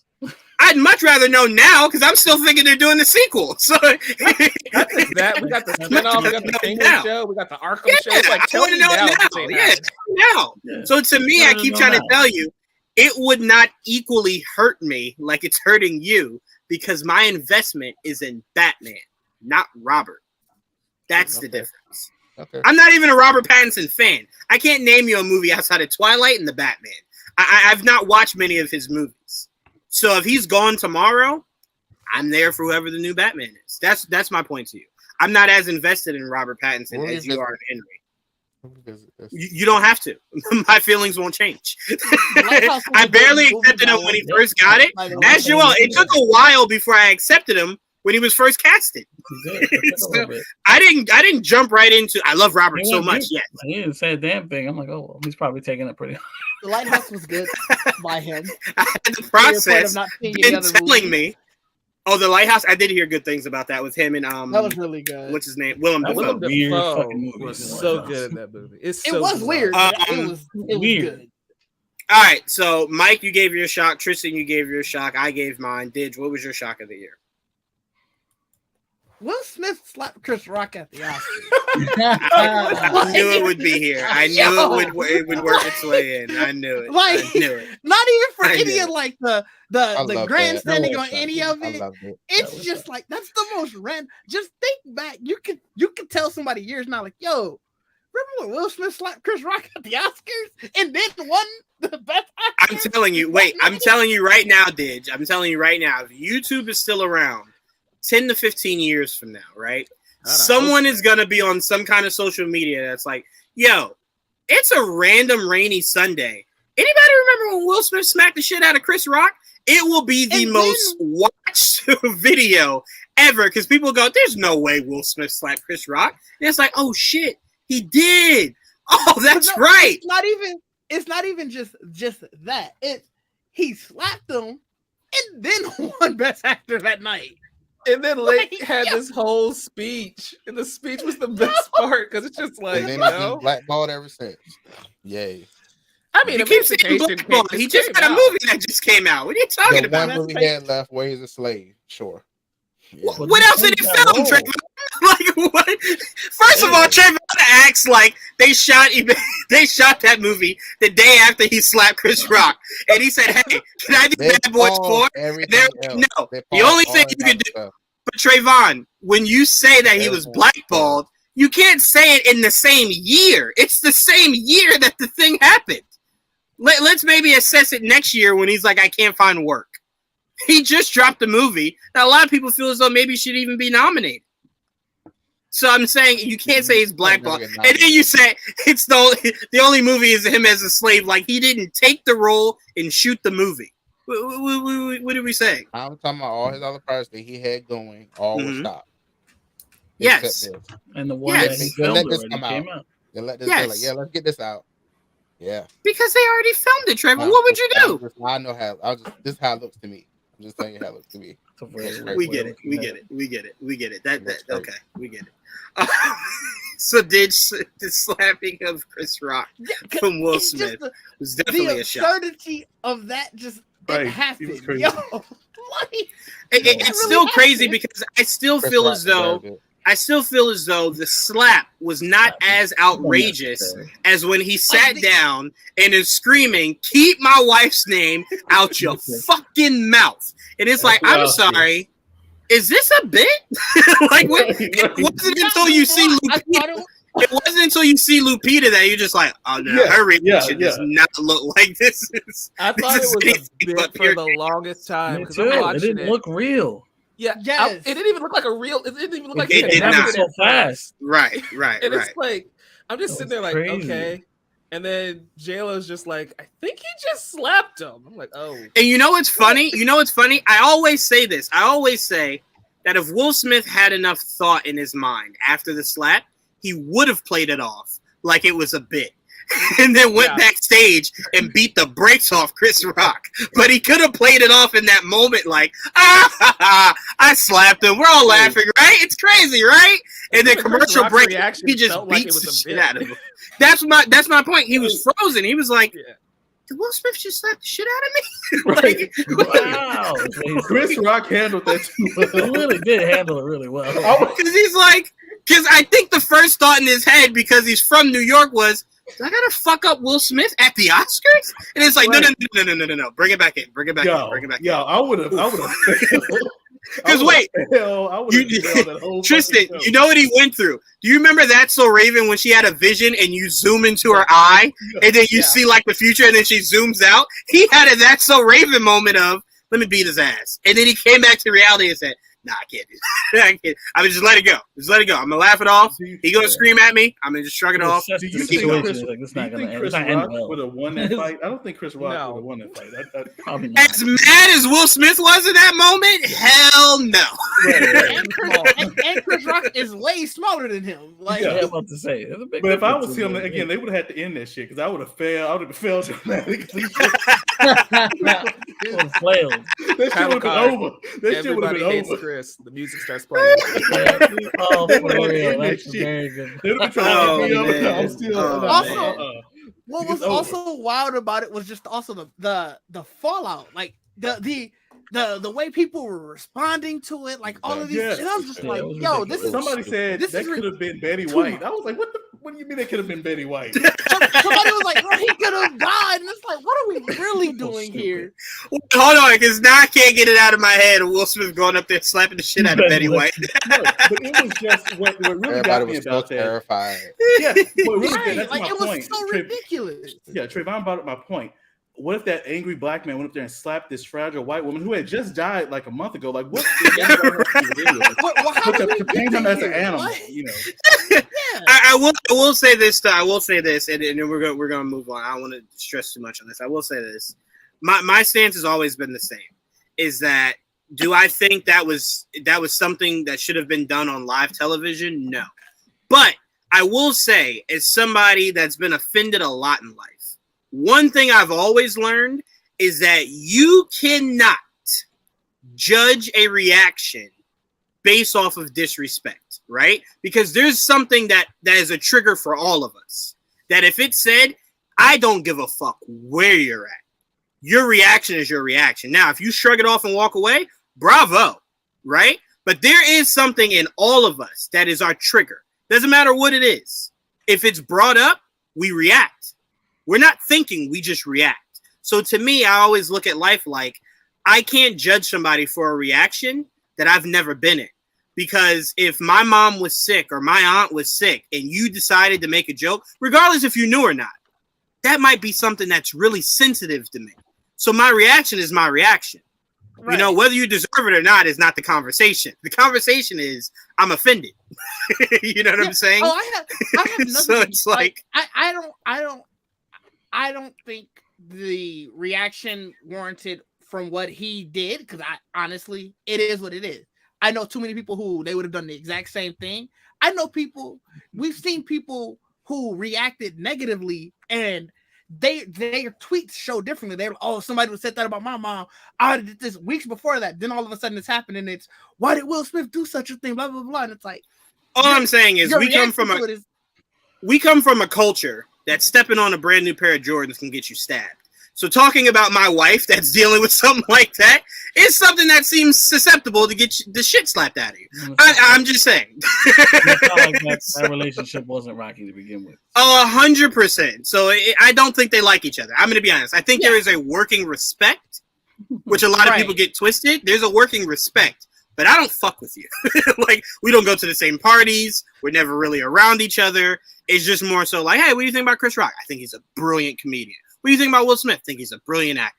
That is where that's it. Yeah. Right? Also, but really, they don't fuck with each other. Then the last part of it that made it shocking was I also found out that Will Smith was executive producer on Cobra Kai because of that. Oh, yeah. Yeah. Yep. That did look like a LaRusso punch, now that I think about it. The stick. Right? He was on set watching it like, oh, okay, yeah. But that was the last thing. It was on YouTube, right? Would you say, Trevor? I think he's been behind it since it's been on YouTube, right? Yeah, I think so. Yeah. But I didn't know that. But like after the fallout, everybody was talking about all the shows that he had like hands in and stuff. Yeah, and Cobra Kai came up, and I was like, what? That's because he still has the whatever with the Karate Kid, because they did the one with the son. Right. Production companies. I don't know. He was smart enough to go, anything they do, Karate Kid, I want some of that action. This didn't turn out the way that I thought it would. The fact that they pulled that off. I mean, what they've done with Cobra Kai has been fantastic. Absolutely. Trayvon, what was your shock of the year? The backlash that he received from that. But do you understand it? No, I don't actually. I don't. So wait, you understand why Batgirl had to be canceled, but you don't understand why Hollywood might want to break from a guy who slapped someone on live television? They just slapped him. They're like, oh my God, he's black. Oh my God, he did this. I'm so scared of him now. Like, what? That's stupid. I'm going to be honest. I wasn't shocked because he was black. Black people can do the smallest thing and Hollywood will drop them. 100%. Par for the course. 100. That's why I'm saying for me, it's like I kind of saw it coming. Dumb. You're not wrong. It is dumb. But it's Hollywood. Well, Hollywood still kind of racist. I didn't think they would do it to him, honestly. So Will? Yeah. First of all, do you know how hard it must have been for them? Because Will is probably everybody in Hollywood's go-to for anything black. I'm going to go to Will Smith, right? So to see him slap somebody on live television at the biggest award show possible, right? So a lot of people, it shies them away. Right. It shies them away. It just does. I'm not saying Trayvon, he deserved it. I'm not agreeing with them. But to me, that's not a shock. I expected that. Trayvon, he didn't deserve it. He didn't. No, he didn't deserve it. You're right. But again, it's Hollywood. I'm not surprised. Not at all. Not at all. Not at all. Not at all. So to me, I'm not knocking your pick for surprise, but I think you know deep down that that's just par for the course, bro. It just is. It really is. It really truly is. And honestly, I do think that we had to put some blame on his shoulders because it was a great night for Black Hollywood. That now kind of gets smeared. That no one really remembers who won the awards that night. You just remember he slapped the shit out of Chris Rock. Chris Rock's fault. Should have made a different joke. No, I'm sure hindsight everybody's thinking that. I think hindsight everybody's thinking. What about it? Would have done that. Honestly, I feel the worst for Questlove because everybody forgets he was getting that award. Hold on, not just Questlove, bitch. Samuel L. Jackson went home with an Oscar that night. I feel sorry for that motherfucker. Literally, at that instance, that was Questlove's award that he was getting. Oh yes. I'm with you there. He's like, damn. You know, Questlove was just like, man, fuck Will Smith. Like all night. Fuck you, Will. But Joel, what was your shock of the year? So far, and I'm biased because it means so much to me. But the idea that the DC might be completely rebooted, like the movie studio is like, and now it's a studio. DC Studios just existing, right? Yeah, that's the first. There wasn't a studio before. Now it's a studio, and the chance. And I never ever expected them to actually reboot it, even if that made sense. Like for a clean slate, always made sense. But I'm like, there's too much investment in all these actors for them to just cut ties like that. I never thought they'd do it. So for them to actually seem to be, because it seems like that's where they're going with it. That's the biggest shock to me. I just never saw it coming. Yeah, at all. I mean, we're still waiting to see how this all plays out. So yeah, I mean, there's a lot of questions, big shock. But I'm ready for it. Yeah, gotta embrace it. I didn't know biggest shock of the year was supposed to be events. By the way, that wasn't my original answer. What was your original answer? I thought it was your big Prey. I thought it was like your biggest shock movie. I didn't like Prey as much as I did. No. Shock was whatever you wanted it to be. So whatever shocked you, whatever legit shocked you. Yeah, I didn't know legit that whatever shocked you. Mm-hmm. But when I talked about Amber Mid-Thunder for the breakout actors, I was like, I've talked enough about Prey, so I'm going to go in an event that also shocked me. Oh no! If you wanted to double back, you can double back. Shock is literally whatever shocked you. So if that shocked you, then that's what it was. That also did shock me. Just the fact that happened. Yeah, I'm with you there. Mentioning the Barbarian twist thing. The Barbarian twist. Yeah. I still can't get over that shit. Don't say what it is. Don't say what it is. But I still can't get over whatever the fuck that is. That movie. I did too. It was just the weirdest fucking experience. I'm so glad we saw it in theaters. I'm so glad we saw it in theaters because that would have been the only way to properly understand what the fuck just happened. Like, and then some people liked it because of it. Some people didn't. But I had fun. Here's my thing. If I make a movie that you can't guess what it's about, I've succeeded, whether you liked it or not. That movie, I'm like, what? Why call it what they call it? Because it didn't make sense. Because I can tell you right now, there is a large amount of people that thought The Killer was revealed in the first 5 minutes of that movie. Oh, 100%. So to find out what really happened, you definitely look at life and go, I was wrong. I didn't understand any of this. And I wasn't even the main character for the full movies. So a bunch of crazy shit happened. But anyway, let's move on. Go ahead, I'm sorry. Movies and TV. I'd have to go with Peacemaker. I did not like Peacemaker. For me, was one of the weakest characters in the Suicide Squad. So the fact that show worked, and the fact that John Cena, I did not expect him to put on that good of a performance. Like, he carried that show and made it one of my favorites of the year. So Peacemaker is definitely my shock of the year. That's a fair choice. Yeah, I think Peacemaker, what that did for John Cena is that all those people that thought he couldn't cut it, that maybe didn't like the comedies or the firefighter movie he did or whatever the hell, this solidified him in that lane of, like, you can take John Cena both seriously as an actor and more so for his ability to hit those dramatic points that I think he hits better than even The Rock does. I think he's a better overall actor than The Rock is. He's not a bigger box office, obviously, but just that's debatable at this point. Mike, I'm trying to be nice to end the year nice. Okay. And I'm speaking the facts. Look at Trayvon. He's already look at him. He's getting the death stare right now. But all right, let's move on to our final topic before we get out of here. Our top 5 most anticipated movies of 2023. Joel fell out. I guess he'll be back or he won't. I'll go through my list really quick. Go ahead, Ditch. All right, I got you. I'll start then. I'll start. I got my 5 locked in too. Okay. I'm going Ant-Man and the Wasp, Quantumania, The Flash for so many obvious reasons. Blue Beetle, John Wick 4, and Scream 6. Those are my most anticipated for 2023. Cannot fucking wait for all of those. Mike, since you got your list up and ready to go, what's yours? Spider-Man Across the Spider-Verse.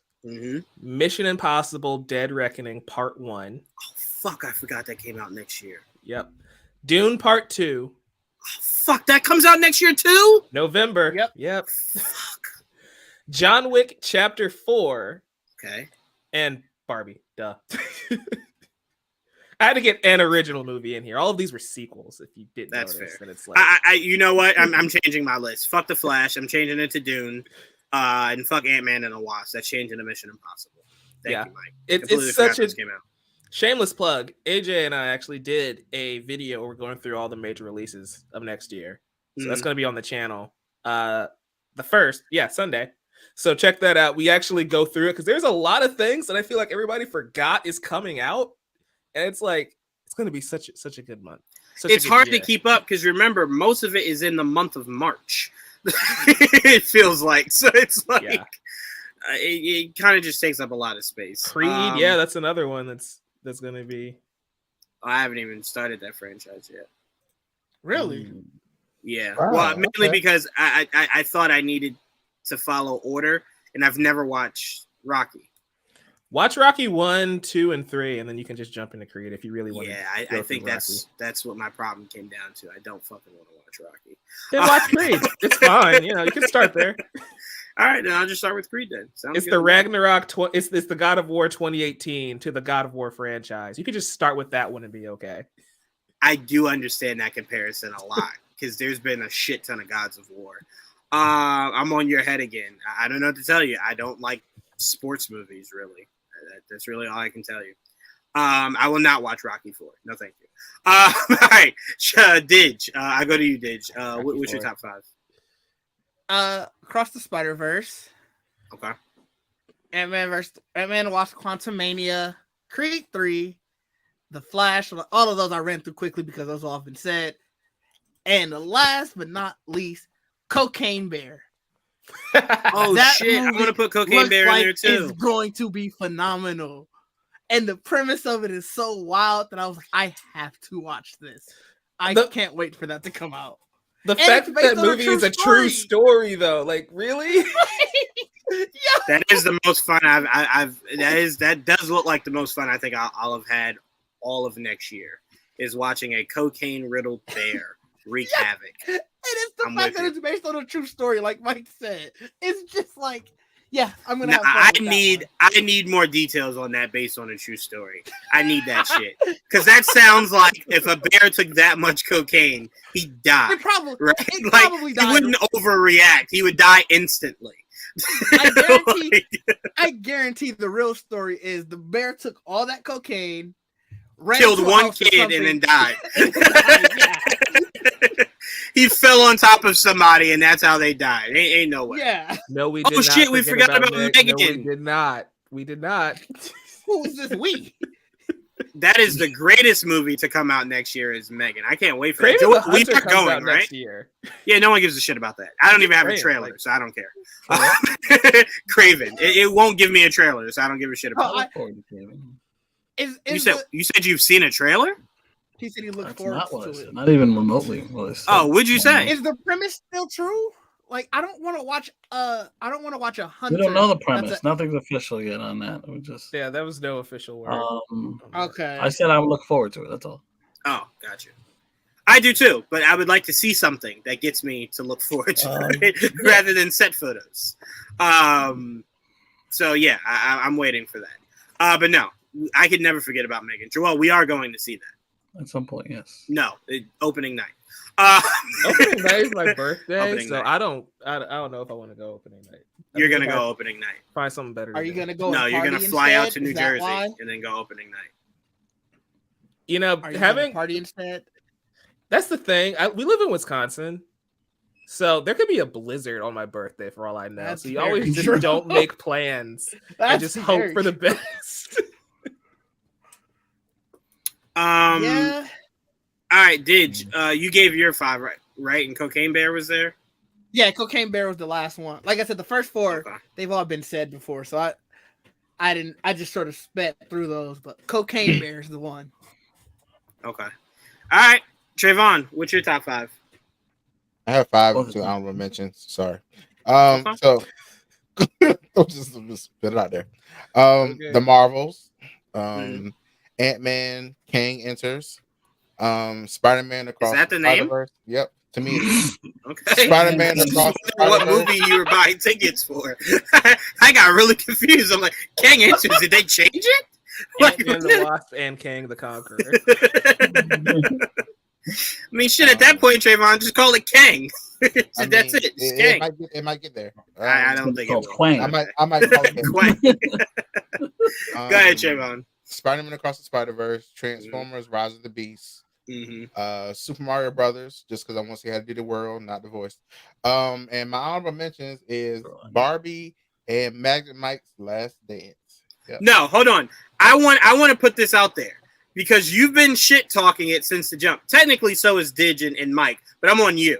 When you go see that movie, then Trayvon, you know what I want you to do? I want you to wear noise canceling headphones and just watch a screen. You can't listen to shit Mario says in that movie. You're just watching the screen and just trying to look at the mouths to see what's going on. That is the deal. Hear everybody else. No, you don't give a shit, right? The voices fucking suck. Noise canceling headphones. I said that. He's the main character. Do you think there's a voice you'll hear more than Mario's, Trayvon? Honestly, if you're going off of Mario games, you hear Toad 1,000 times more than you hear Mario. You do. But do we think in this movie you'll hear Toad more than you hear Mario? We don't even know Toad's in the movie. Yes, we do. Yes, we do. Who's playing Toad? Keegan Michael Kay. Oh, you know what? You know the mistake I made? I was thinking Toad was Yoshi. Yes. Yoshi's also in the movie, though. We see like a whole army of them. I didn't see Yoshi at all. I didn't see Yoshi. Hey, man, I'm here. You saw plenty of Yoshis. Yeah, I didn't see that once. It's like the second trailer, I think. Wait, hold on. I love how Mike and Dig are like, we've seen plenty. And me and Joel are like, we didn't see the one. I didn't know how you got more than the one. We didn't see the one. Like, I mean, I don't doubt that he might be in the movie, but they didn't cast him yet. Well, that's what I was. But again, you don't really need to. Yoshi. Anyway. I was gonna say, yeah, I don't think he's gonna say much in it. Yoshi's Island. Yes, Magic Mike Last Dance is coming out next year. Yoshi's talking old cartoons. I'm not saying. By the way, I just saw the menu and I saw the trailer for Magic Mike, and I've never been more confused in my life because I'm like, I thought the premise was just being a stripper, but they've now made the stripper routine into what a musical play or some shit. Have you seen the other one? It makes no, Trayvon. Okay, there's a storyline. Okay, there is an actual storyline, and it is actually genius. Okay, is you'll have to tell me. You'll have to tell me. It's okay. You'll have to just tell me. I'll never pay money to see it. It's not happening. But anyway, by the way, The Menu is the weirdest fucking movie I've ever seen. I put it right up there with Barbarian. I didn't know what the fuck I was watching at any point in that movie. It became about food, then it became about something else. It's for damn sure, yes. Go ahead, Mike. I just want to do honorable mention to Renfield. That's a Nicolas Cage movie coming out in April. Where he Dracula. Shout out to a good friend of ours. Fuck. Why am I blanking? Chris McKay. McKay. Yeah. So that's gonna be. I think that's gonna be a fun one. We don't have a trailer for it yet, but Nicolas Cage is Dracula. You can't go wrong. And he's starring opposite Nicholas Hoult. Come on. Yeah, really can't. Nicholas Hoult also put on a great performance in The Menu. That was the weirdest fucking movie ever. Once my mom expressed her excitement to see that movie, I realized maybe it wasn't for me. Once she was just like, "Oh, Magic Mike on the gyrate," and shit, I said, "Yeah, it's not for me." It's okay. Word of mouth, it will be good. Like, you can actually watch it for the plot. Is all I'm saying. Like, are there half-naked men dancing around majority of that movie? Sure. Yeah, that I wouldn't be able to get past. I'm not paying money to see that. Is all I'm saying. I mean, if you're watching Magic Mike 1, you're not paying money. You probably could just get it off of HBO Max or something. Yeah, no, I'm sorry. I'm not utilizing time to see it either. Money or time. Valuable time that you can spend watching the Batman for the 100%. There you go. Preach it. Till Wakanda Forever comes on Disney Plus, and then that'll be my time. I want to give a shout out to Tristan. Tristan was saying Guardians 3, Ant-Man and the Wasp: Quantumania, Creed 3, The Marvels, and Across the Spider-Verse. He stepped away and didn't know if he was going to come back in enough time. So I want to give him that shout out. And then, Joel, you can end this out. What is your top 5? Well, I'm going to leave the superhero movies out because it'll be all superhero movies. I can't do that. That's just going to be there. I have a total bias.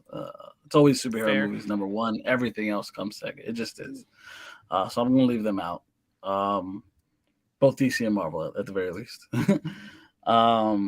So I'm gonna go Mario Brothers, definitely.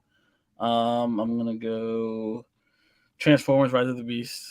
Definitely, that trailer sucked me right in. I'm gonna go Ninja Turtles, Mutant Mayhem. I look forward to seeing whatever they pull off with that. Yeah, I feel like everybody forgets that movie's supposed to happen this year. I know. There's no trailer. It's not even pictures. Yeah. It doesn't help when you don't do anything. So it's literally a Ninja Stealth. When is it supposed to come out? We're trying to sell a movie next year. Oh, you mean specifically the month? August 4th. I've heard nothing about this. Aside from it's coming. Yeah, that we haven't seen much. What else? I want to say. What did I just say? So that's 3, right? Dune Part 2, because I like Dune 1, and the second Ghostbusters movie, whatever they end up calling that, because I don't think they have a title yet, but it's supposed to come out. It comes out next year? I didn't even know they started filming it. I think it's getting delayed. Supposed to come out in December. Oh, then yeah, it might get delayed. Might get pushed. Big year. Wow. Might get pushed. Yeah. But might get pushed. Those are my 5. Wait, is this the one that Seth Rogen did? Creed 3. Yeah. Okay, I thought so. Yeah. Go ahead, Joel. Creed 3. Yeah, they're on a roll, so I look forward to seeing what they pull off. Man hasn't failed yet. Oh yeah, my honorable mention. Right, so that's why I'm looking forward to it. Creed 3, Dungeons and Dragons. I'm intrigued. I really am. And then Expendables 4, big fan of that franchise. I got to see whatever they pull off. I look forward to it. All right, well, I'm there for anything Jason Statham does, so I'm there for that. Oh, I'm really only a huge fan of Jason Statham out of that cast. So, I'll be there for my man Jason. That's my man's. That's my guy. Yeah, don't be racist, Joe. All right. So that was our year in wrap up of 2022, guys. It has been a long year. It has been a fun year, a sad year, a crazy year, an angry year. It has just been everything. Trayvon, I assume it's been more so 60% angry year. We could say, Trayvon, more so, sure. Right? Yeah. Okay. I'd say that's about accurate for you, Trayvon. Maybe about 35. Oh, goddamn. No, if we keep talking, you'll just raise it higher. It's okay. Enough. But all in all, we've had a great year podcasting together. Mike has come along this year. Didge has come along this year. Jayla had come along this year. Blake, Sabrina. We've rounded out our cast here for what we do. So I want to thank Mike, Didge, Trayvon, Joel, Tia, Kanan, Dom, fucking Blake, Sabrina, Dakota, Jayla. I'm sure I'm forgetting people, but Mike is going to start playing the Oscar music if I keep going. But seriously. You're getting the Christopher Judge treatment. You can go as long as you want. But seriously, guys, you guys are what fuels what we are. So it could not be done without you guys. Greatly appreciate you guys. Cannot wait to see what the new year brings us. We ended this year with Jenna Ortega, guys. Like, that's how you end the year, right? That's how you end the year. So I cannot wait to see what we do for next year. But I did have a gift from Mike and Didge. Merry Christmas, Happy New Year, and I love you guys so much. Love you guys so much. Can't wait to see what the new year brings for us. Shut up, Mike. We're playing them off, guys. Shut up. Anyway, Joel has never done anything wrong. That is true. Spotless record. That is factual. But again, guys, we will see you next month. Next Monday. Sorry. I was thinking Monday is New Year's Eve. It's not. We'll see you next Monday. Well, we will have so many topics to break down. There's been a lot of theories going around about the Thunderbolts movie, James Gunn kind of shooting down the rumor about Green Lantern. We're going to bring that all to you guys next Monday. We wanted to kind of do a year and wrap up award show for tonight. So shout out to Tristan for giving me the idea. So thank you guys so much. And again, can't wait to see what 2023 brings us, guys. Till next time. Peace. What a try.